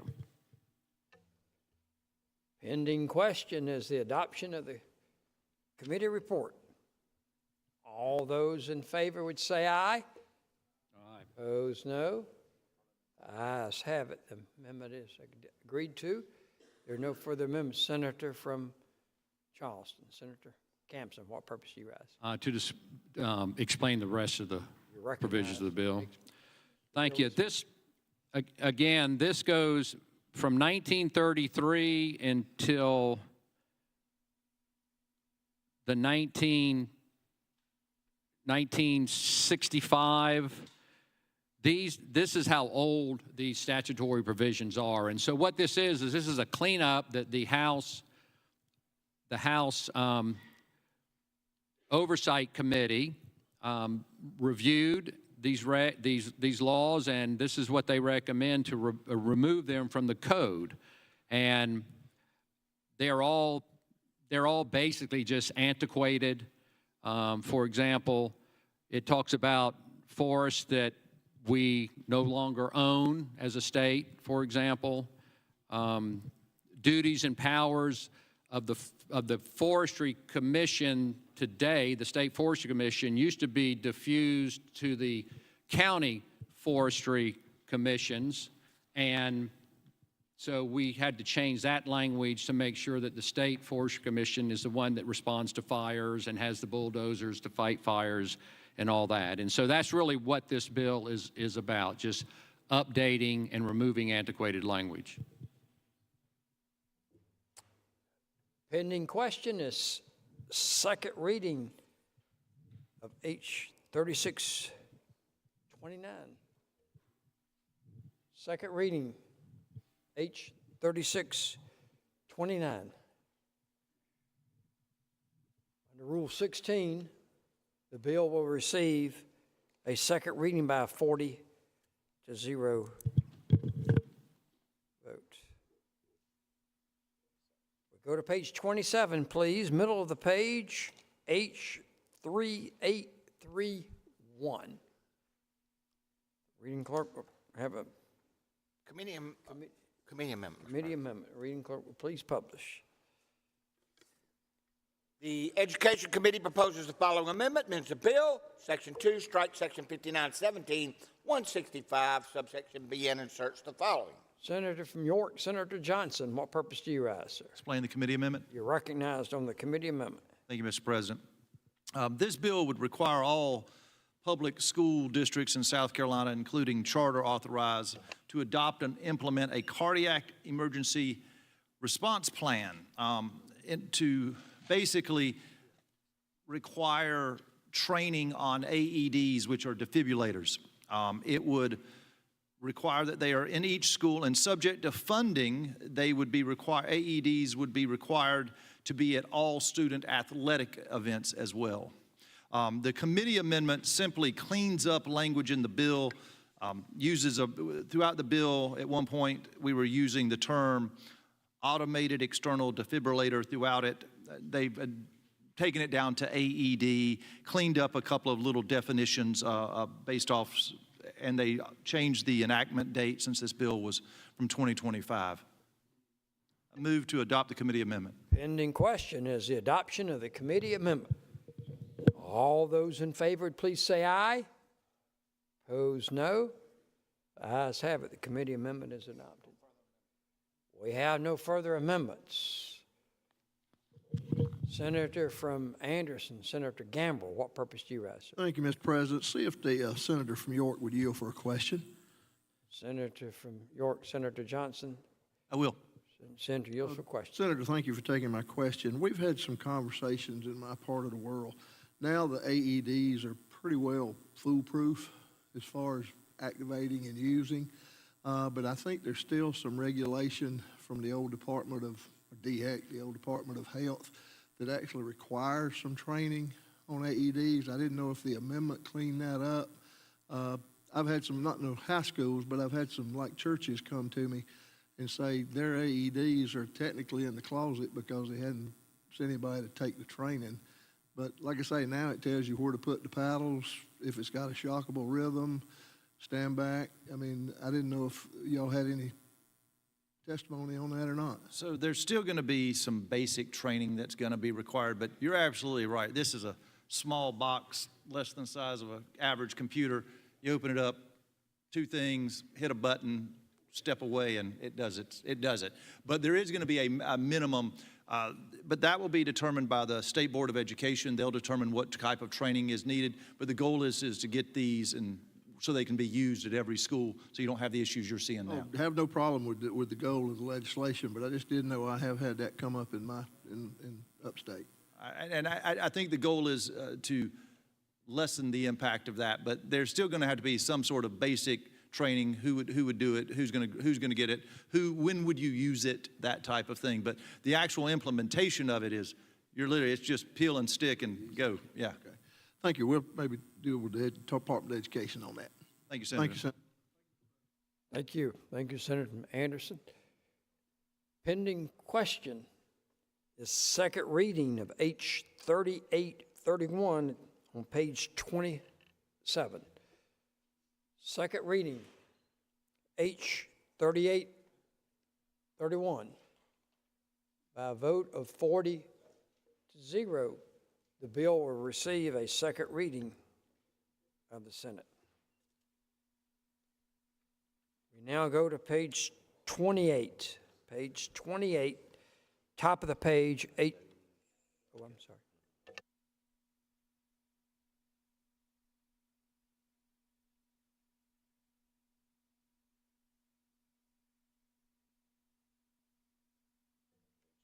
Correction, we go to the bottom of page 29. S 688. Mr. President. Senator from Spartanburg, Senator Martin, what purpose do you rise, sir? To make a point of order. State your point, sir. Under Rule 39, this bill has not been on the calendar the required amount of time to receive a second reading today. That point of order is sustained. Mr. President. Senator from Spartanburg, Senator Martin, what purpose do you rise? Unanimous consent request. State your request. To raise the same point of order on S830, S851, S996, and S1011. Is there objection to the unanimous consent request to consider all four bills together under a point of order? Hearing no objection, so ordered. S 830, S 851, S 996 on page 30, and S 1011 on page 31. I sustain that point of order under Rule 39.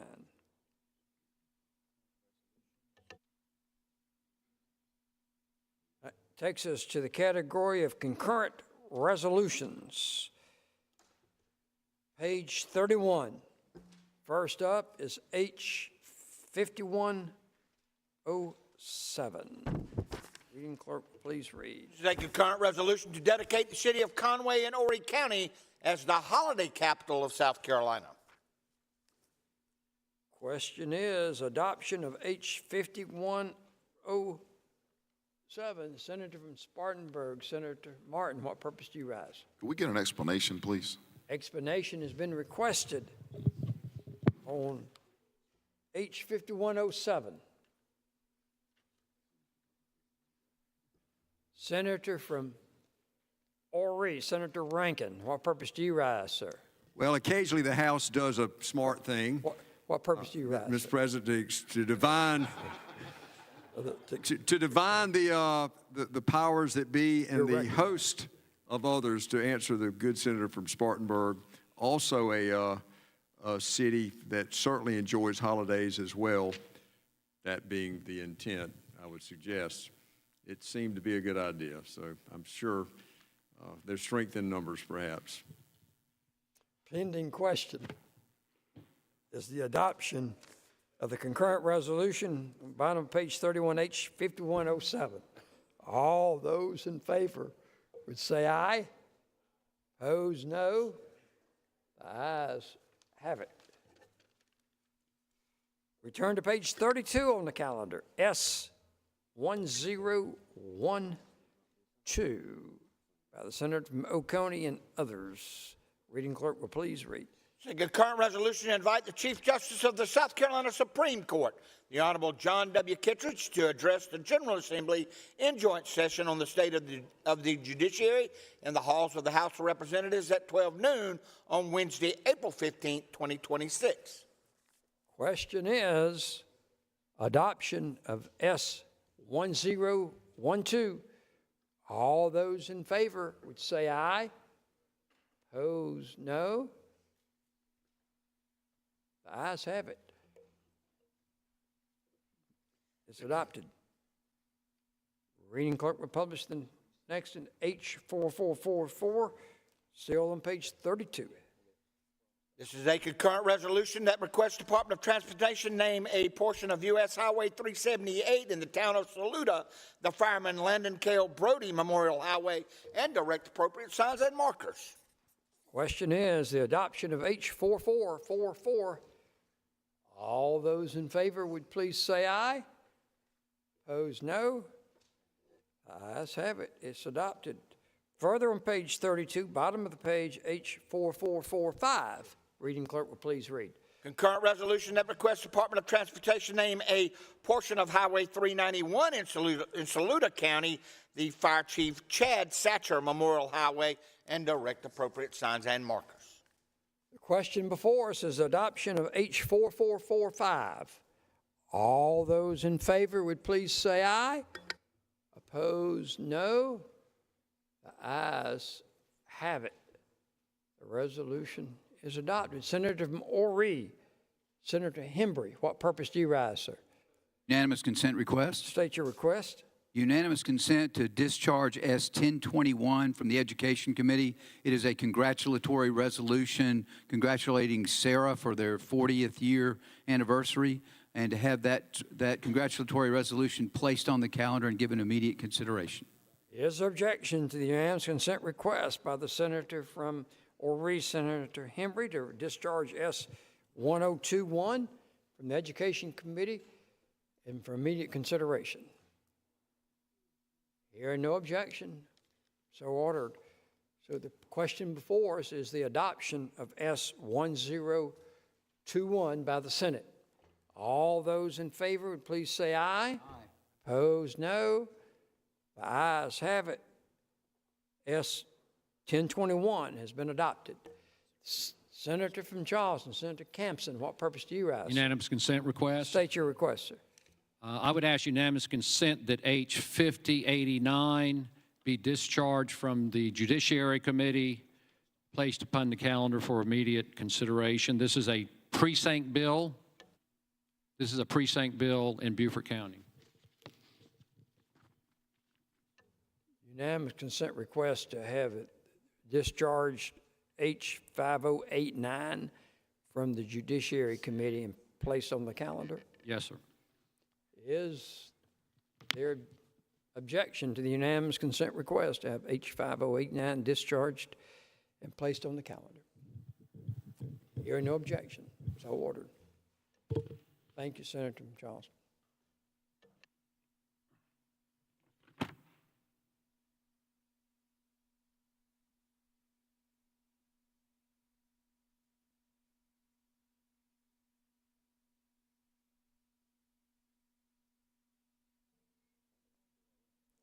Previous motion, that takes us back to interrupted debate, H 3924 on page 4, the reading clerk will publish. Have amendments on the desk. Senator from Edgefield, what purpose do you rise, sir? Mr. President, the Senate Finance Committee has a meeting scheduled this afternoon with a pretty lengthy agenda. We want to make sure that the finance is able to get to that agenda. And this, I think once we get on to this bill, the First Amendment's probably going to take us a little bit. So it might be best if we delay this consideration and this debate until tomorrow. So if there are unanimous consent requests or announcements to make before we adjourn, now would be the time to do that. Senator from Cherokee, what purpose do you rise, sir? John Leader is correct. Senate Finance has a pretty lengthy agenda today. I'd like to announce that we've moved our starting time from 3 o'clock to 2:30. 2:30. Finance Committee will gavel in at 2:30. Senate Finance at 2:30. The Senate is so informed. Senator from Berkeley, Senator Grooms, what purpose do you rise, sir? Unanimous consent request. State your request, sir. Unanimous consent request to recall from the Senate Transportation Committee a road naming bill in Spartanburg County, House Bill 4569, and have it placed on the calendar. Is there objection to the unanimous consent request to have H 4569 that's in the Transportation Committee discharged and placed on the calendar? Is there objection? Hearing no objection, so ordered. The Senator from Berkeley, Senator Grooms. Mr. President, unanimous consent request. Yes, state your request. To recall from the Senate Transportation Committee a road naming bill in Allendale County and have it placed on the calendar. That would be House Bill 4919. Is there objection that to the unanimous consent request that H 4919 be discharged from the Transportation Committee and being placed on the calendar? Hearing no objection, so ordered.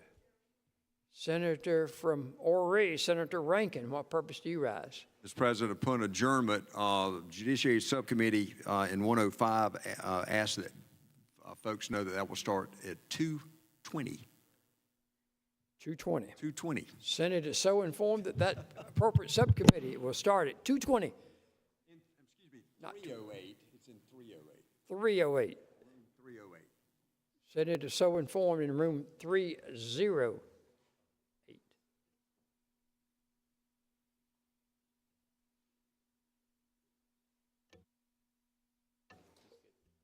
Senator from Edgefield, what purpose do you rise, sir? Mr. President, are we on the special order bill? We are in interrupted debate on the bill. Mr. President, I move the Senate do now adjourn. Motion is that the Senate do now adjourn. All those in favor would please say aye. Opposed, no. Ayes have it. The Senate will stand adjourned to meet at 1 p.m. tomorrow, Wednesday, the 18th day of March. When the son of Carolina mounts the eastern sky, proudly stands our alma mater on the hilltop.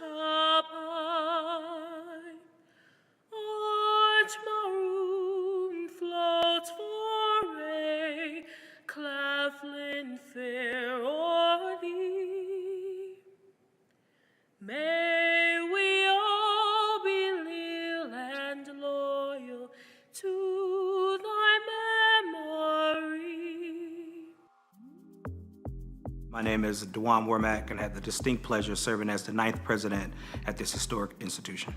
We're the #1 ranked historically black college university in the state of South Carolina and top 10 in the country. And so what makes us special is the people. It is the people that buy into the culture, it is the people that buy into the mission, and it's the people that buy into the vision.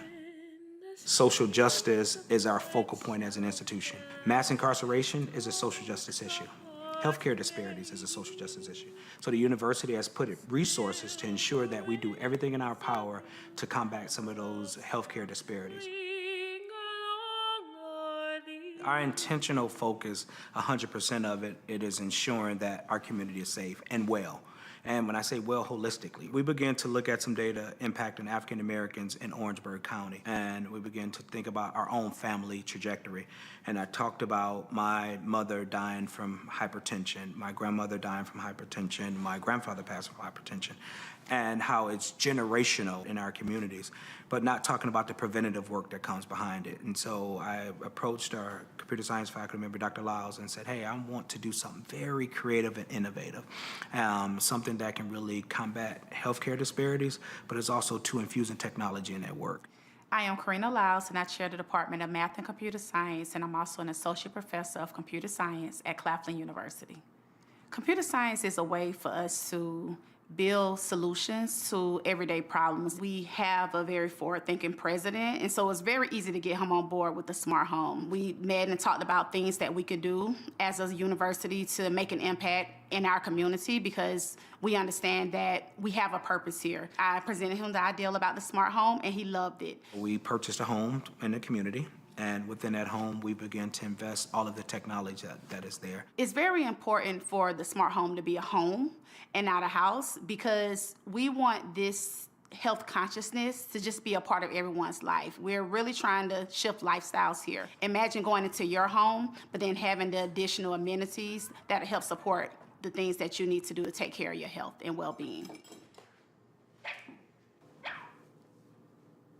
Imagine walking into the living room, taking your blood pressure, then realizing it's elevated. The house will recognize that as well. It might dim the lights, and it might change the colors of the lights, and then it might also play soothing music. While the home is doing these things in response to your medical state, it's also informing you. So we have the displays around the house because that's the way to engage and interface with the user. The house will alert you that your blood pressure is elevated and then also give some recommendations and things that you can do to alleviate this issue. Now let's imagine you woke up from a night's rest and you got up as you normally do to get ready for work or to get ready for school or just to start your day.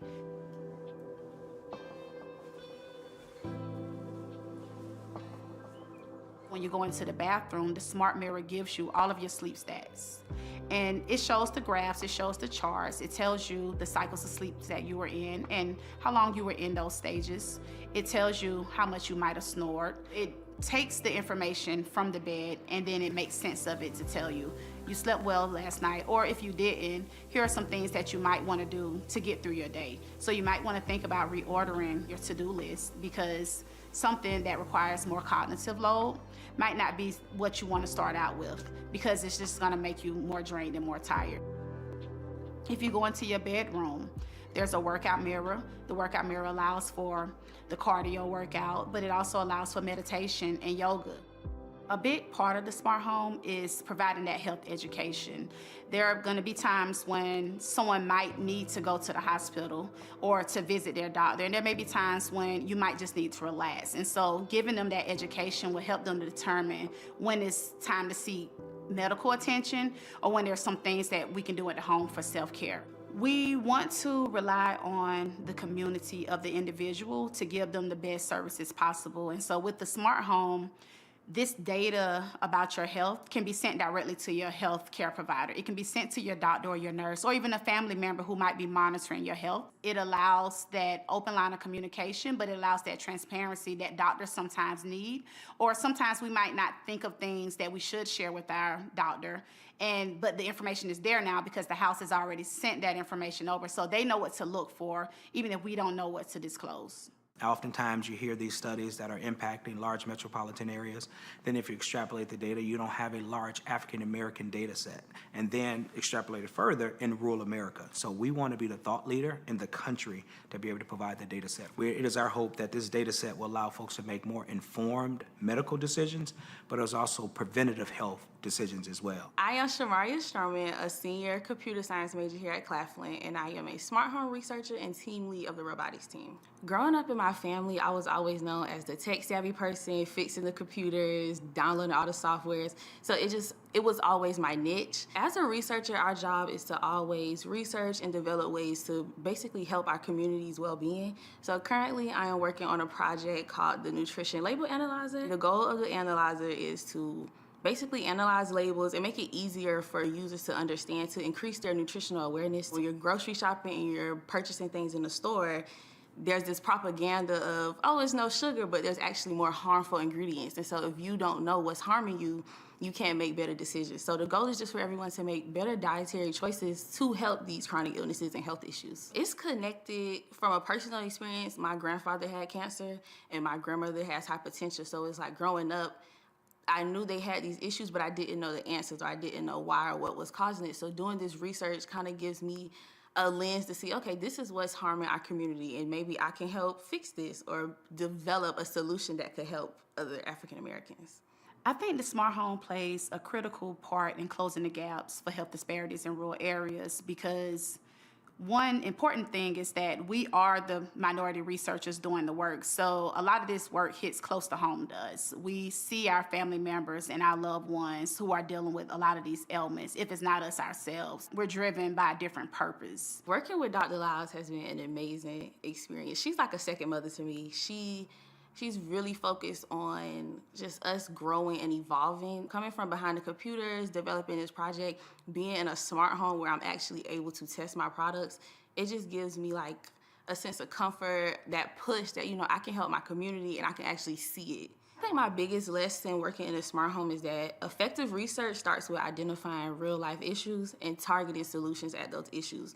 So being in the smart home is unique because I'm actually able to test these products that I'm developing with my community, with my peers, and with my school to actually see if it's working or if it's not working and how I can improve that. There's been a long-standing concern with healthcare in the African American community, even more so in rural communities. And we recognize that, and we're very careful about the programs that we design. This is an interdisciplinary project, so we include majors from humanities department, so we include psychology majors, because one important factor is understanding the human's connection to the technology that's around them. We naturally have the computer science students writing the programs. We naturally have computer engineering students developing the hardware and the products, but this information is informed by biology students and nursing students. We also have art students who've decorated the home with their artwork, but even more, they're helping us develop the user interfaces. We actually have a cybersecurity program here at Claflin University, and those students are particularly focused on dealing with the security and privacy that could pertain around the data that happens in this home. I think working with other majors is great because it allows different points of views. Working with someone from biology, they could bring in the genetics, like the health issues. So I just think it brings a general view of the world, and we can all collaborate to make better choices, developments in the world. With the home, while we bought a lot of technologies off the shelf, the goal is to have our students develop these technologies and develop different technologies that cater specifically to the minority communities. And with that, we'll be able to scale those products so they would be accessible and available to all. Right now, we are in the early phases of development. Students are building their prototypes and testing them out. Eventually, we will have this space open to the community so that they can actually use the products in their final stages. I see Smart Home impacting the community just as a health resource for the community to serve them and educate them whenever they need. And it's not only just for health-related education, but it just also gives the community the support to see how to handle these health disparities in their home and starting where they're at with their health journeys. Our smart home is the first and only smart home that is dedicated to combat health disparities for minority communities. We are also the only physical home in the state of South Carolina. We're now able to be a showpiece for other schools and other universities to get ideas and think about things that they might be able to do in their areas. Claflin allows that space to be innovative and do that. President Wormack pushes transformation and elevation, and the smart home is a product of that agenda. How do we see this thing from a theoretical perspective and have the research and the data, but also practical? How do we have folks to be able to say, I can live this healthy life by seeing it for myself? Our goal is to become an international model that we can show, hey, based on this work that is happening in the metropolitan of Orangeburg, South Carolina, in this rural America, that you can do this anywhere.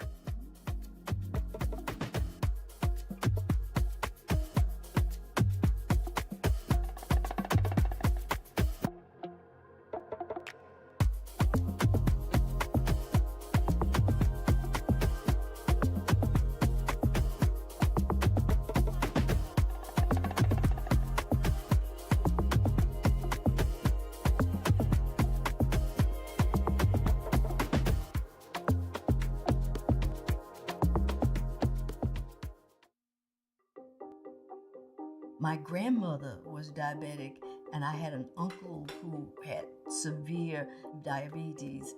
So I didn't want to be like them. I'm very active, so I never thought that it would be me. I can remember being pre-diabetic and saying, oh, okay, it'll go away. Being a compliant patient was not my thing for many, many years. When you fall and you break your leg and then it causes you to have an amputation, you'll learn very quickly that you should have done something different. When we were growing up, Grandma had a touch of sugar. They don't tell you that not only will diabetes kill your kidneys, it can take you from the best top health to the worst.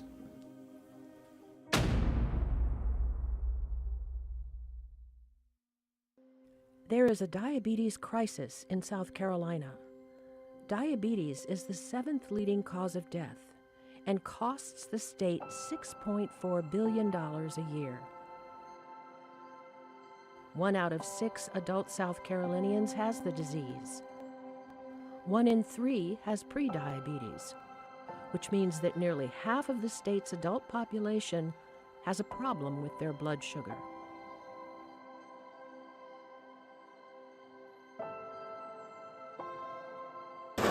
As we eat, food breaks down to sugar. The body's pancreas produces insulin, which is a hormone that takes the sugar from the bloodstream and pulls it into the body's cells to give us energy. But when you have diabetes, you have a problem either with type 1 diabetes not making the insulin, or with type 2 diabetes not making enough insulin. You have more sugar floating around in the blood, and that's what causes the problems that we see from diabetes. Eye disease, kidney disease, damage to the nerves in the legs, damage to the blood vessels throughout the body, causing strokes and heart attacks and amputations. All of those things are to a large extent driven by chronically elevated sugar levels. In the late 90s, my internist and I were arguing with each other because she was saying, Ms. Brown, you're pre-diabetic. And I'm saying, no, I'm not. This went on for about 1.5 years until finally, early in 2000, she says, Ms. Brown, your numbers are inching up and we're going to have to give you medication.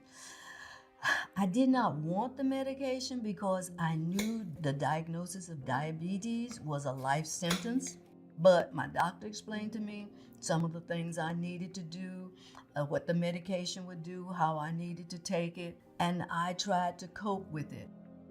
I like to have a little mayo on mine. How about you? You know I love mayonnaise. Black people, African Americans, and Native Americans in this country are more susceptible to developing high blood sugar if other circumstances are not favorable. Attack, that's the word I want, attack. I was at the age of 40, about 10 years ago. I found out I was borderline diabetic. And I ended up getting tested, and my sugars were high. I didn't really have insurance, so I didn't go to the doctor as needed.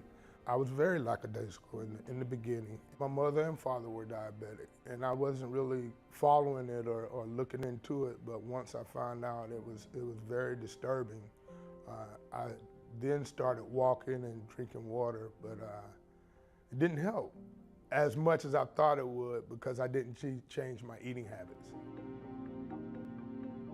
Once I did my aunt's eulogy, my uncle's eulogy.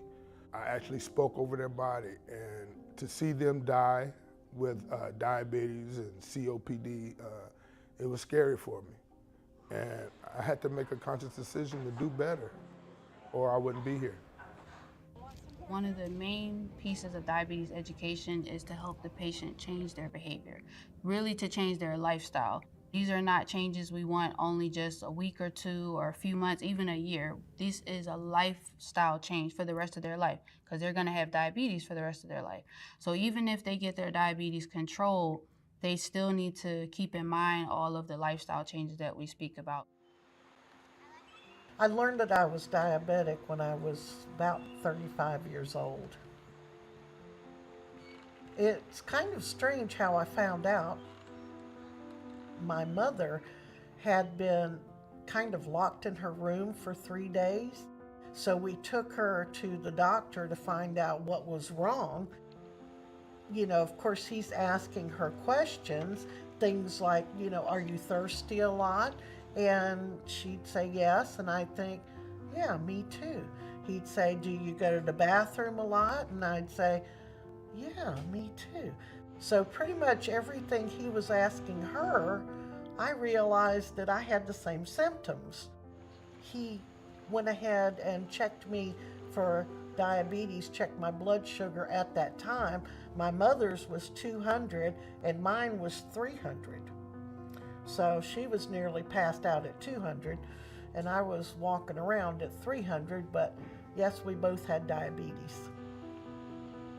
Until you're really bad off, you know, your sugar's so high that your vision gets blurred, or you have a fruity fragrance in your breath, you may not know you're diabetic.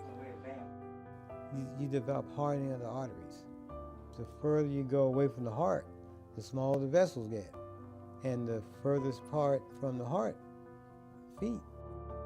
A lot of things that predispose you to getting an infection, and first thing you know, the only realistic thing to do would be to amputate.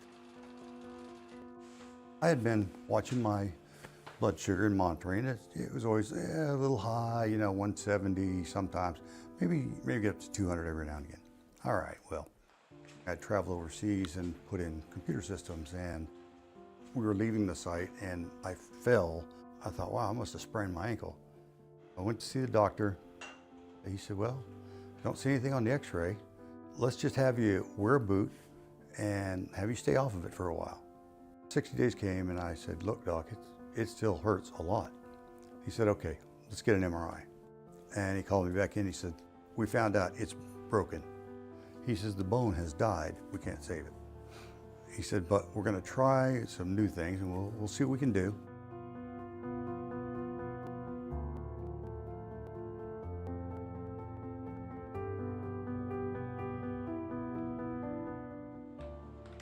I went online and I did my research, and we have all the data that shows that there's only a 25% chance of recovery. I knew what had to be done. I cried for 2 days. To add insult to injury here, my mother was living with me and she was in the hospital, and she died 3 days before I had my amputation. I went into severe depression, severe. Mental health is a real thing. People who have amputations are affected by their mobility, the way that they see themselves, their level of independence, being able to drive, being able to participate in sports activities with their children. It's a really big change. It's like losing, of course, a part of yourself. Probably 70% of my patients are diabetic. We're finding some younger people are having amputations from diabetic complications in their late 30s, 40s. I've actually seen a rise with the diabetes.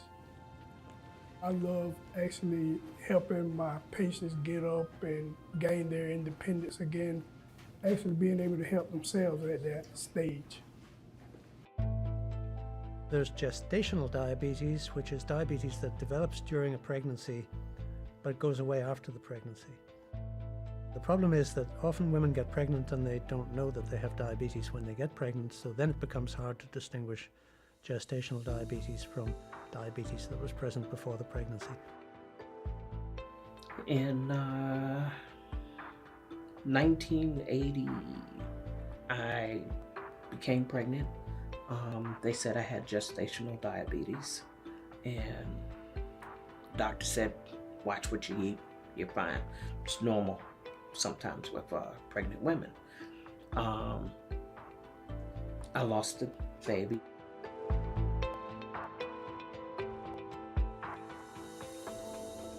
I got pregnant again. At that point, I was like told, hey, you know, you're pre-diabetic, watch what you eat. And I'm like, you know what? I'm not going to. I wouldn't listen to him.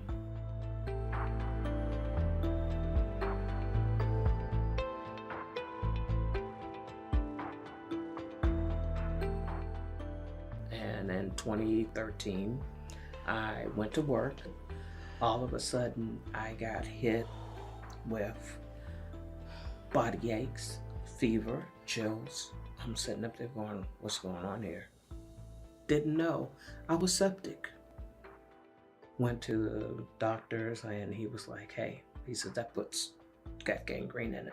He says, you got a choice. He says, you either let me have your foot. He says, and I'll have you up and walking in 6 months. Or he says, I can let you go home and you tell all your family goodbye. I looked at him, I said, no, sir. I said, this is just my earthly body. This is not my heavenly body. I said, you can have the foot. I deal with having to do dialysis now, not knowing that the diabetes would impact the kidneys. Dialysis treatment is a process of cleaning the blood of the toxins because your kidneys aren't working properly, and so there's no way to clear all of that from your system.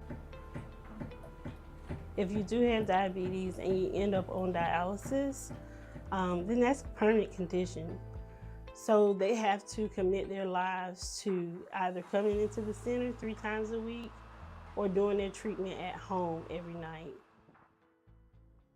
There is a place in South Carolina where risk factors have come together to create a perfect storm of diabetes. 29203 is a large zip code in Columbia, South Carolina's capital city. It consists of a myriad of diverse communities, some large, some small. 29203 has a majority African American population. 30% of the residents of the area live in poverty, and it is deemed a food desert for its shortage of grocery stores. Many of the people here have diabetes, leading to a plethora of dialysis centers and one of the highest rates of diabetic amputation in the country. The fact that 29203 achieved regional, if not national, prominence is that we are, in our state, near the bottom of the nation in the state rankings, and therefore the worst zip codes in South Carolina are likely to be some of the worst in the nation. The social determinants of health are social factors that determine risk for health and health outcomes. So there's racial disparities, there's racial discrimination, there's discrimination according to income, according to where you live. We, in 29203, we really have a pronounced food desert. You know, it's just not easy sometimes to get to the grocery store.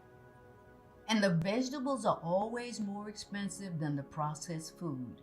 Also, mamas are working and daddies are working longer hours.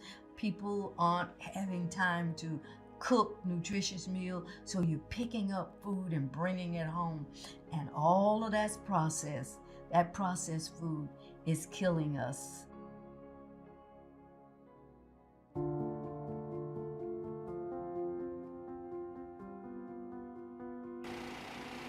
I've lived in 29203 my whole life.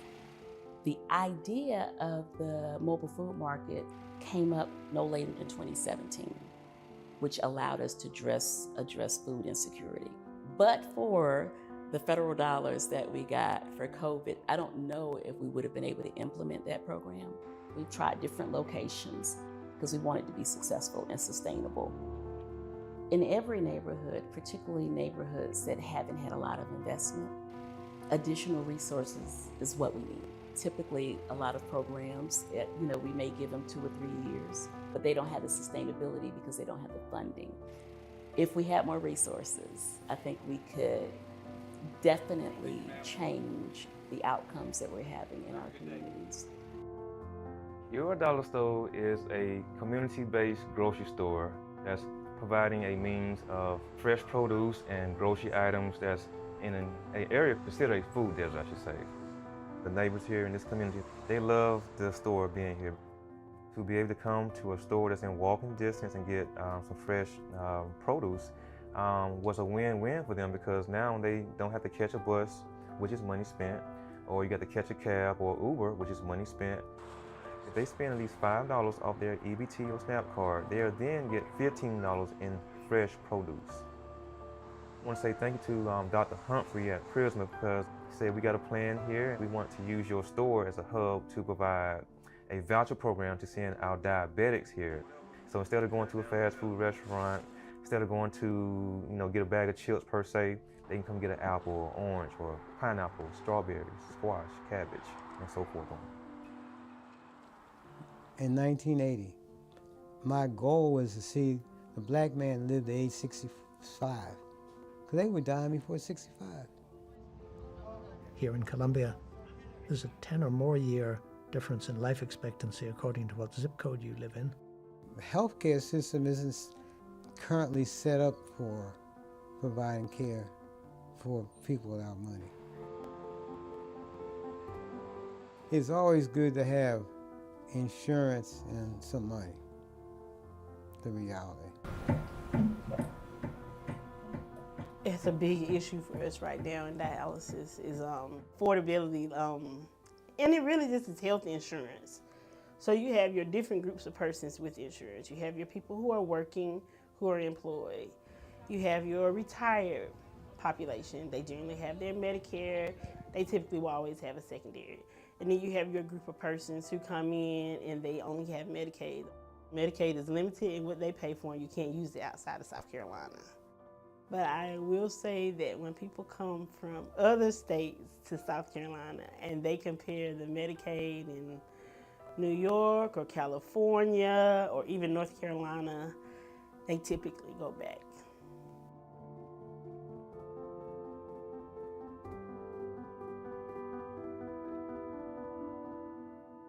Accepting Medicaid expansion is to me a no-brainer. It would support care for about 350,000 people in South Carolina who have very inadequate care right now. Because South Carolina did not expand Medicaid, we still have a large portion of individuals in our state who are uninsured. And that is where we as Cooperative Health can help support individuals who don't have insurance.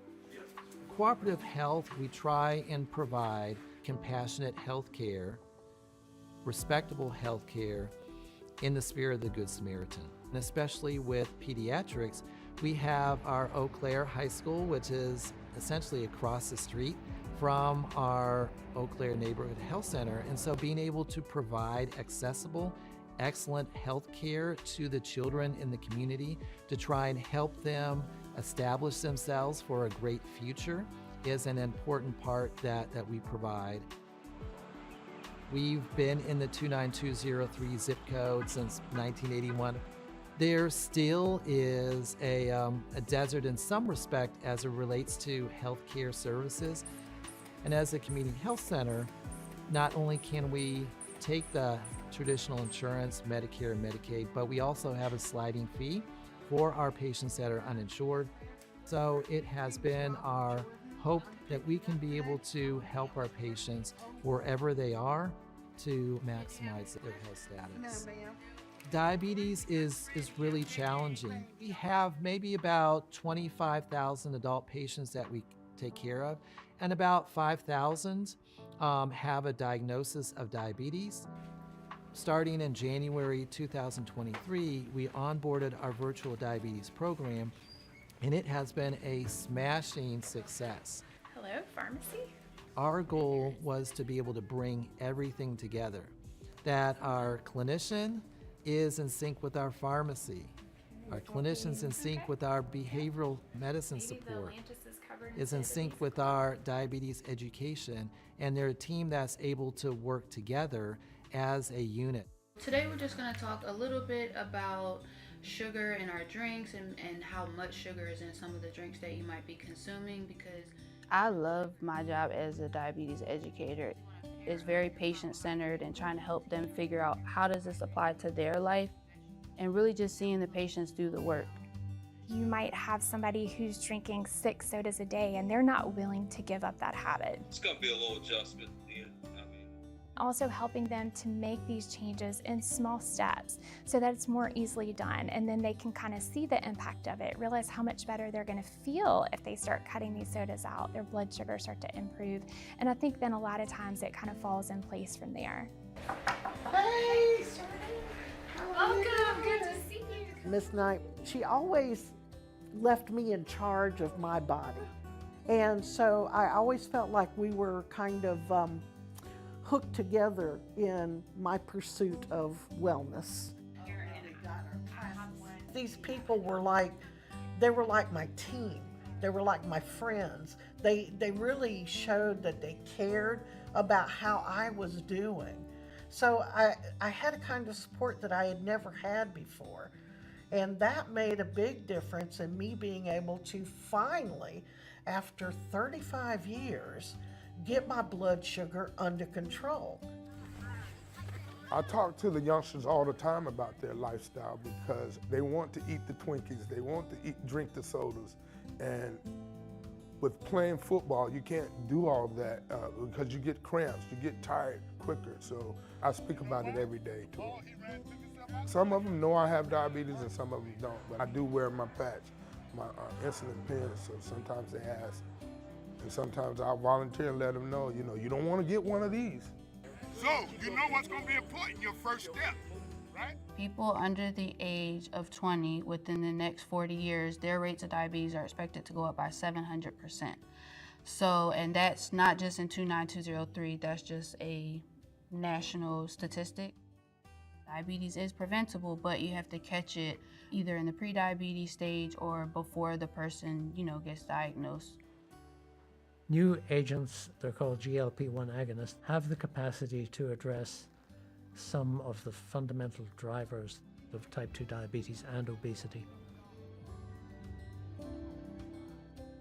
There's all kinds of problems with expense issues, coverage issues, but those will change with time, and I think these are a revolution. Diabetes-Free SC began 4 years ago. Blue Cross executive walks into my office, says, we want to deploy our foundation monies, not all of them, but a significant amount. And I became involved with it and became the medical director because I thought it was such an extraordinary, surprising, visionary thing. So in our work, we're really trying to knit people together. We're trying to break down silos. Patients need coordinated, intercommunicative, team-based care. We have the potential to be a leader in the nation, to show how things can be done, to win the fight against diabetes in South Carolina. I wanted to do something where I could get around and do things. I thought about a golf cart, but I thought, I was a farmer when I was young. I think I want to do some more farming again. So I bought a tractor, and that has been one of the best things I've ever done. It's just, that almost defines who I am now. I'm just a little guy on the tractor, and my wife says, oh God, here he comes to that tractor again. He's probably gonna dig another hole and fill it back in. Well, at least it's something I can do, you know? So, I'm happy. Your blood sugar is beautiful. When your blood sugar is up, it can change your mental state. And one of the things that I have wrestled with for many years is depression. And I have found, since my blood sugar is on key now, on level, that I'm not as depressed as I had been before, which is a miracle for me because I've spent so much of my life in that state. Would you like a little ice in it? Very little. Justine is my sister-in-law. We plan meals together, we do family dinners, we consider ourselves the matriarchs of the family now, and we're trying to set the example for the younger ones to follow. The family members have a propensity for gaining weight. The family members have a propensity for being diabetic. We do eat a lot of meals together, so we try to make them as healthy and as satisfying as possible, realizing that our health is important. Cheers to you. And cheers to you. That's good. It's a big subject because no one really cares. I don't think they care or really see what it can do. I'm grateful. I'm thankful that I took control of my health, and I'm still working on it. It's a challenging situation to be able to check your sugars every day and to take your insulin every day, and I'm just happy to have the chance to get it right.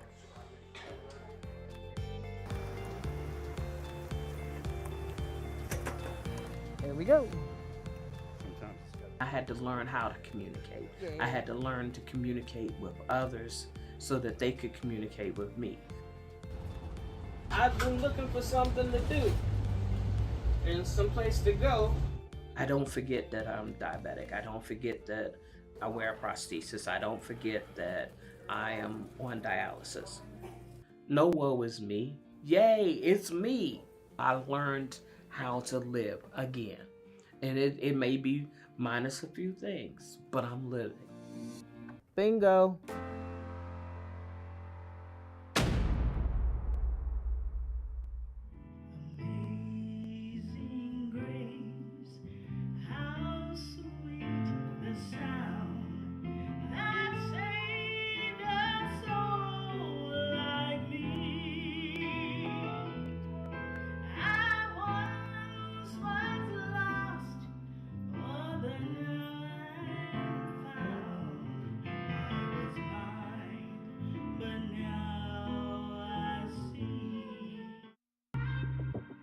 Hartsville, South Carolina is small, with a big heart. Hartsville might surprise you. For a small town our size, if you just look at the map or look at some of the numbers about Hartsville, you would not realize just how cool this place is. Hartsville wants you here, and it's just who Hartsville is. It's who we are. Everything about it is welcoming. To me, Hartsville is all about our community. We are a close-knit community where people know you by name. You can't go anywhere without knowing somebody. You could ride right through the town and not blink and not know that you missed out on something great. But once you stop, it'll be on your mark for the next time you ride through here. It's definitely a place that you plan to stop, get out, shop, possibly even stay for a little while. It's just that type of place. When you come to Hartsville, we're not just a place in South Carolina, we're a destination. Hartsville's home to a great deal of innovative business owners, from very small businesses to very large businesses. When you are here, you feel like you've lived here or you've been a part of the community for a very, very long time. I have grown up here. I did go to school. I went to college at Charleston, but when I came back, it allowed me to just enter the world of Hartsville as an adult rather than a kid. and it still made me feel like I was at home. So this is my town, and I love it, and it's got the biggest heart ever. My husband and I own Vintage, and I basically do all the marketing and all the booking for the live music. We're a pub that brings in so many different aspects of the world, not just what you're drinking, but just the vibe, the feel. But also, we provide cheers. You will leave here knowing pretty much everybody and feeling like, oh my God, well, they're my best friends. Hartsville is the home to strong businesses. We have small businesses and we have the very large businesses. It's home to a Fortune 500 company in downtown. We're a place for you to come and find an eclectic group of restaurants and shops, and in a situation where that you can walk from one place to another. Education is very important to our community. Coker started as Coker College and now has grown into Coker University. We are truly a college town with a university right downtown, half a block away. And we also are home to the Governor's School of Science and Math, which gives us access to faculty from around the world as part of our community. We also get to be host to some of the brightest students in the state. And they bring a vibe and an excitement to our downtown and our city as a whole that we can't replace. I grew up here in Hartsville, and this building that we're in now was my grandfather's feed and seed store. He started the business when he got back from World War II. I go off to school, get my degree, I come back to Hartsville, just get really lucky and get a job at Sunoco, the big manufacturing company here in town. I was in the research department, and I was there for about 10 years, and I realized what it was about small businesses that my granddad and my dad felt, just the culture of it. So I decided to leave that position, and I started a little consulting company. And a number of years later, my buddy Zach shows up with this idea. I mean, we designed Wildheart to be an awesome place for Hartsville. We were visiting the construction site about 75% of the way through, and she stops and said, you know, this place isn't just Casey's, and it's not just yours. This place is Hartsville's. And when he told me that, like, it made a tear come to my eye, because it really put into words what we were trying to do, and I had never been able to wrap it up that tightly. Like, that Hartsville was envisioned and designed as a place for Hartsville to enjoy and be proud of, and for us to be a part of the community, and the community to be a part of us. And if that sounds cheesy, I'm sorry, but that really was the intention. One of the coolest things we have, and it's not common amongst municipalities, is we have a full-blown water park here in Hartsville. The water park is runs a little bit like a recreation function, because it's designed to serve the people of Hartsville, particularly those people who maybe can't afford to go to Carowinds or Myrtle Beach for the weekend. So they have that opportunity for recreation, outdoor recreation and swimming and fun, and last but not least, right here in their hometown. I'm from Virginia Beach, Virginia, and I'm a transplant to South Carolina, having gone to school in the state, and then marrying afterwards and raising a family here. So I've been in Hartsville for about 20 years now. But I find this community to be one where I can put my roots down, and everything that I need is here, from church to social groups to important work that I can do here at the museum to make a difference in our community. The Hartsville Museum was founded in 1980, and so we've been around for a little over 40 years. But through donations from our community members, it helps to tell the story of the beginning of time of Hartsville all the way up till today. And I think people find themselves in this museum when they come to visit. The Hartsville Museum is a place where people are seeing themselves. It's a walk back in time and a walk up to the future. It's so exciting to bring in new exhibits or even new projects that we're working on. If anything, I believe the Hartsville Museum is more relevant today than ever. We've kind of changed the narrative in the museum to make us more relevant with history and the community that we are preserving. And so people can come in and explore something a little bit unique, whether it's a ghost tour or whether it's a new project in helping us with digitization, or maybe they have a picture that they have found in their collection and they just feel it belongs here at the museum. Because pictures tell most of the stories here in our museum. We came here to Hartsville about a year ago. My wife and I were looking for a second location. We have one location in Bennettsville, South Carolina. We're both educators by trade. Hartsville just seemed to be the perfect place. We're in and out of Hartsville. We love the people that we met here. Found a great partner in Dr. Leroy Robinson. He seems to be one that everyone loves, and so we knew this was the perfect place for us.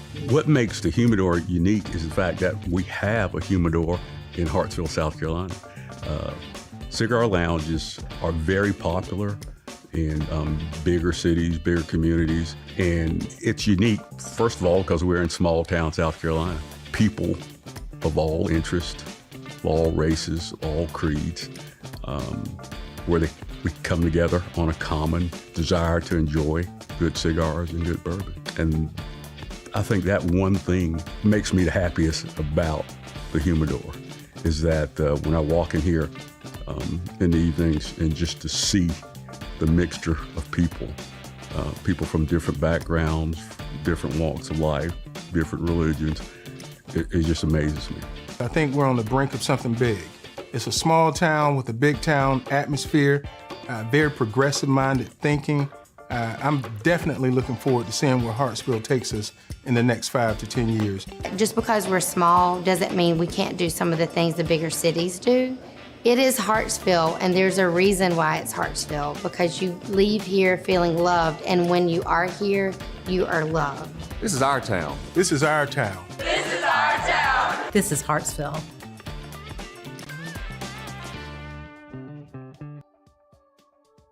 Cosmosis Stone started in 2015. It initially started as a meditation practice to kind of alleviate some frustrations.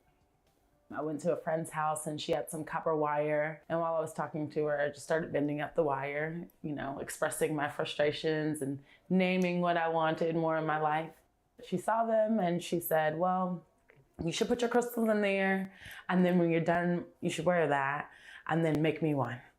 And through the practice of meditatively wrapping crystals, I got better understanding of the function of copper and some of its properties, of how it's a conductor and how it transfers and transmutes energy, that it's antibacterial, that it's antiviral, that it's antifungal, that it's helpful with arthritis. I was learning more about the crystal functions and seeing how they would be helpful in healing me are the things I wanted to go towards in life. Now in our society, we have more access to language around mental health, but it's not something that I really understood in my youth. Never knew it was something that really needed to be tended to, like that there was mental health hygiene. As I studied crystals more and studied myself more and was lent information around people, I recognized that this is something that we in community need to be doing for each other, and jewelry's been my way so far. I think that it's really important to have crystals in jewelry, mainly because they're like a constant reminder of what you're working on, right? So like you look in the mirror to check yourself, and you see like these beautiful rose quartz or let's say blue lace agate around the ear, around the throat, because it's a throat chakra crystal. Would be just before you go and give your speech. So you're like, okay, I'm working on speaking clearly. I know what I'm about to say. I'm relaxed, I'm at ease. All of these things, these stressors are out the window. When I can see that it's the crystals and the jewelry that I'm making is something that people wear often, something that they address often, where they share this information, even if it's not my business, but they're sharing the power of crystals with other people, that feels affirming and like successful. I think it's really important to purchase from and support local businesses because we're all we have. We have to take care of each other. And what's another way to support a business other than like seeing their product, valuing their product, and exchanging for their product?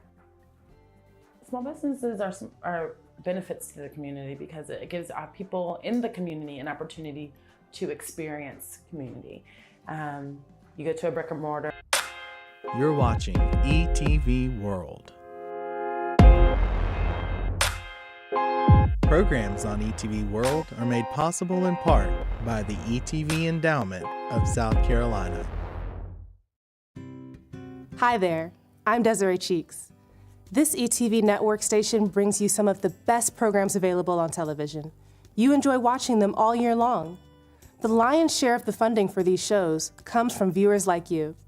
Of course, we welcome your contribution in whatever way you prefer to give, but the easiest way for most people to donate is by becoming a sustaining star with our ETV endowment. Instead of making a one-time contribution of $60 or $120 each year, you set up your bank account or credit card to make an ongoing donation of $5, $10, or $15 each month. Any monthly amount that works for you, actually. It's convenient and automatic, and your membership will remain in force for as long as you want it to. So without even thinking about it, you'll be doing your part to make television available for yourself and everyone in our viewing area. So please, sign up for our Sustaining Star membership right now.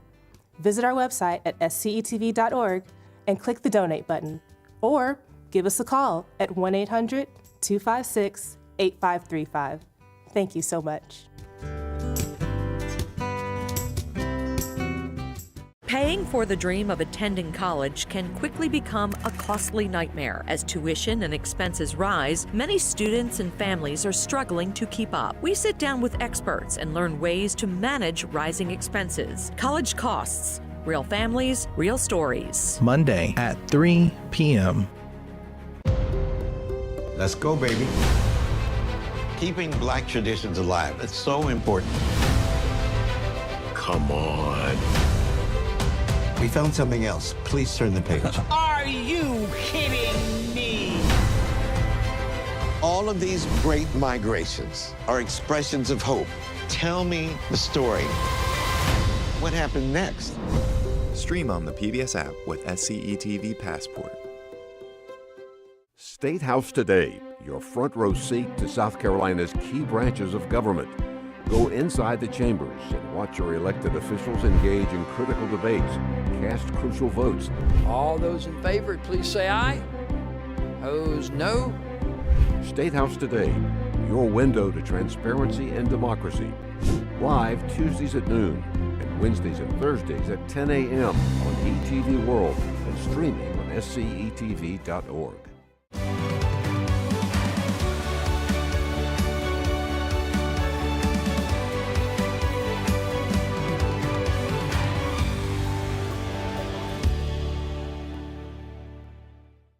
This is ETV World. Programs on ETV World are made possible in part by the ETV Endowment of South Carolina.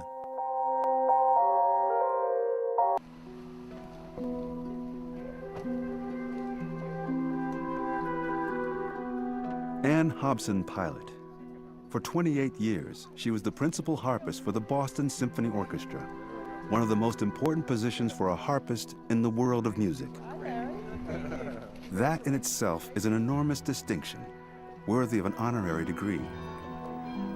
But Ann Hobson Pilot did much more than that. At the age of 23, she was the first African-American woman principal player in any symphony orchestra. In the rarefied world of classical music, she broke the color barrier and gender barrier. In her own quiet way, she rewrote history. I want to read you this letter. Dear Mr. Dixon, I went to my first Boston Symphony Orchestra youth concert today and noticed that there were no blacks and very few women. Why is that? Sincerely, Jay Backow, 5th grader, Cabot School. P.S. You're going to love this one. If you don't think blacks are good enough to play, why don't you teach them? Ann Hobson Pilot has had an enormous impact on the music world. Her work as a teacher is one of her most important legacies.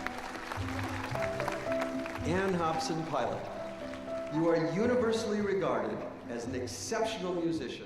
Ann understands how important it is to keep the door open for underprivileged students, students who just need a chance to show the world what they can do. Your playing of a notoriously difficult instrument. But it has always been her talent and her extraordinary mastery of one of the orchestra's most difficult instruments that has set her apart. She's an amazing musician.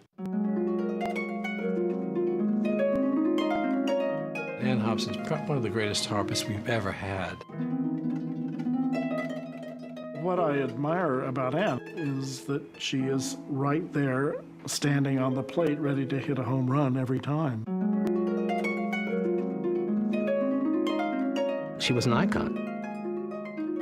Long before I knew who she was or met her, I knew who she was.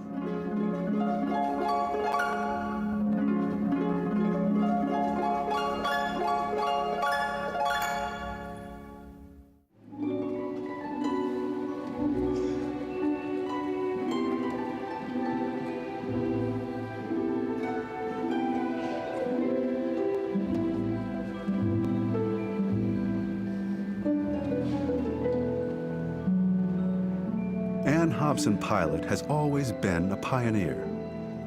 She has moved through life, breaking barriers and setting standards. Ann Hobson Pilot was a historic figure. She was one of the first people of color in a major position in a major orchestra.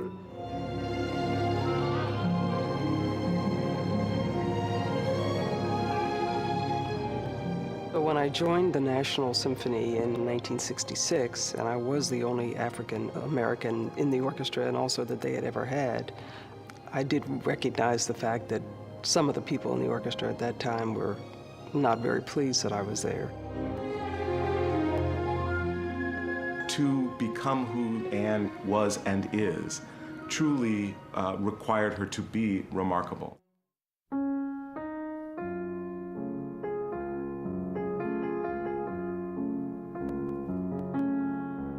Born in 1943 in Philadelphia, Ann Hobson was the younger of two girls born to Grace and Harrison Hobson. Ann was drawn to music because of her mother. My mother was a concert pianist. It was not only unique to be an African-American female classical pianist at that time, but it was very, very difficult, next to impossible to get work. So she did what most other African-American pianists did. She taught. Back in the 40s, she belonged to a group called the Philadelphia Piano Ensemble, which was a group of African-American women who all were concert pianists, and they played together. They got a piano company to donate pianos into the basement of a church, and they rehearsed, and they eventually gave concerts at the Academy of Music in Philly, which was incredible. And Ann began studying piano at the age of 6 with her mother. Ann's musical talent was evident at a very early age. However, she was never completely satisfied with the piano. By the time I got to be 14, I realized that I wanted to take up an instrument of my own. I went to the Philadelphia High School for Girls, which had a very extensive music program at that time. And all the instruments that I wanted were not available, the cello or the flute. And so the music teacher at the school said, why don't you try taking up the harp? It's helpful with a piano background, reading treble and bass clef. And I said, all right, I'll give it a try. So I went home and I spoke to my mother and father about it, and of course they had a fit and said, what is an African-American harpist gonna do to, earn a living? My teacher at school called my parents and spoke to them, and it was very encouraging. I think that kind of calmed them down a bit from being hysterically upset. I made progress very quickly, and I think she thought that I had the talent to go further. After high school, Ann was accepted at the prestigious Philadelphia Music Academy. I remember once I was at a friend's house. The friend played the harp, and her mother was giving me a tour of the house. And she came up to a picture on the wall of a blonde woman playing the harp, and she turned to me and she said, now she looks like a harpist is supposed to look, with long blonde hair.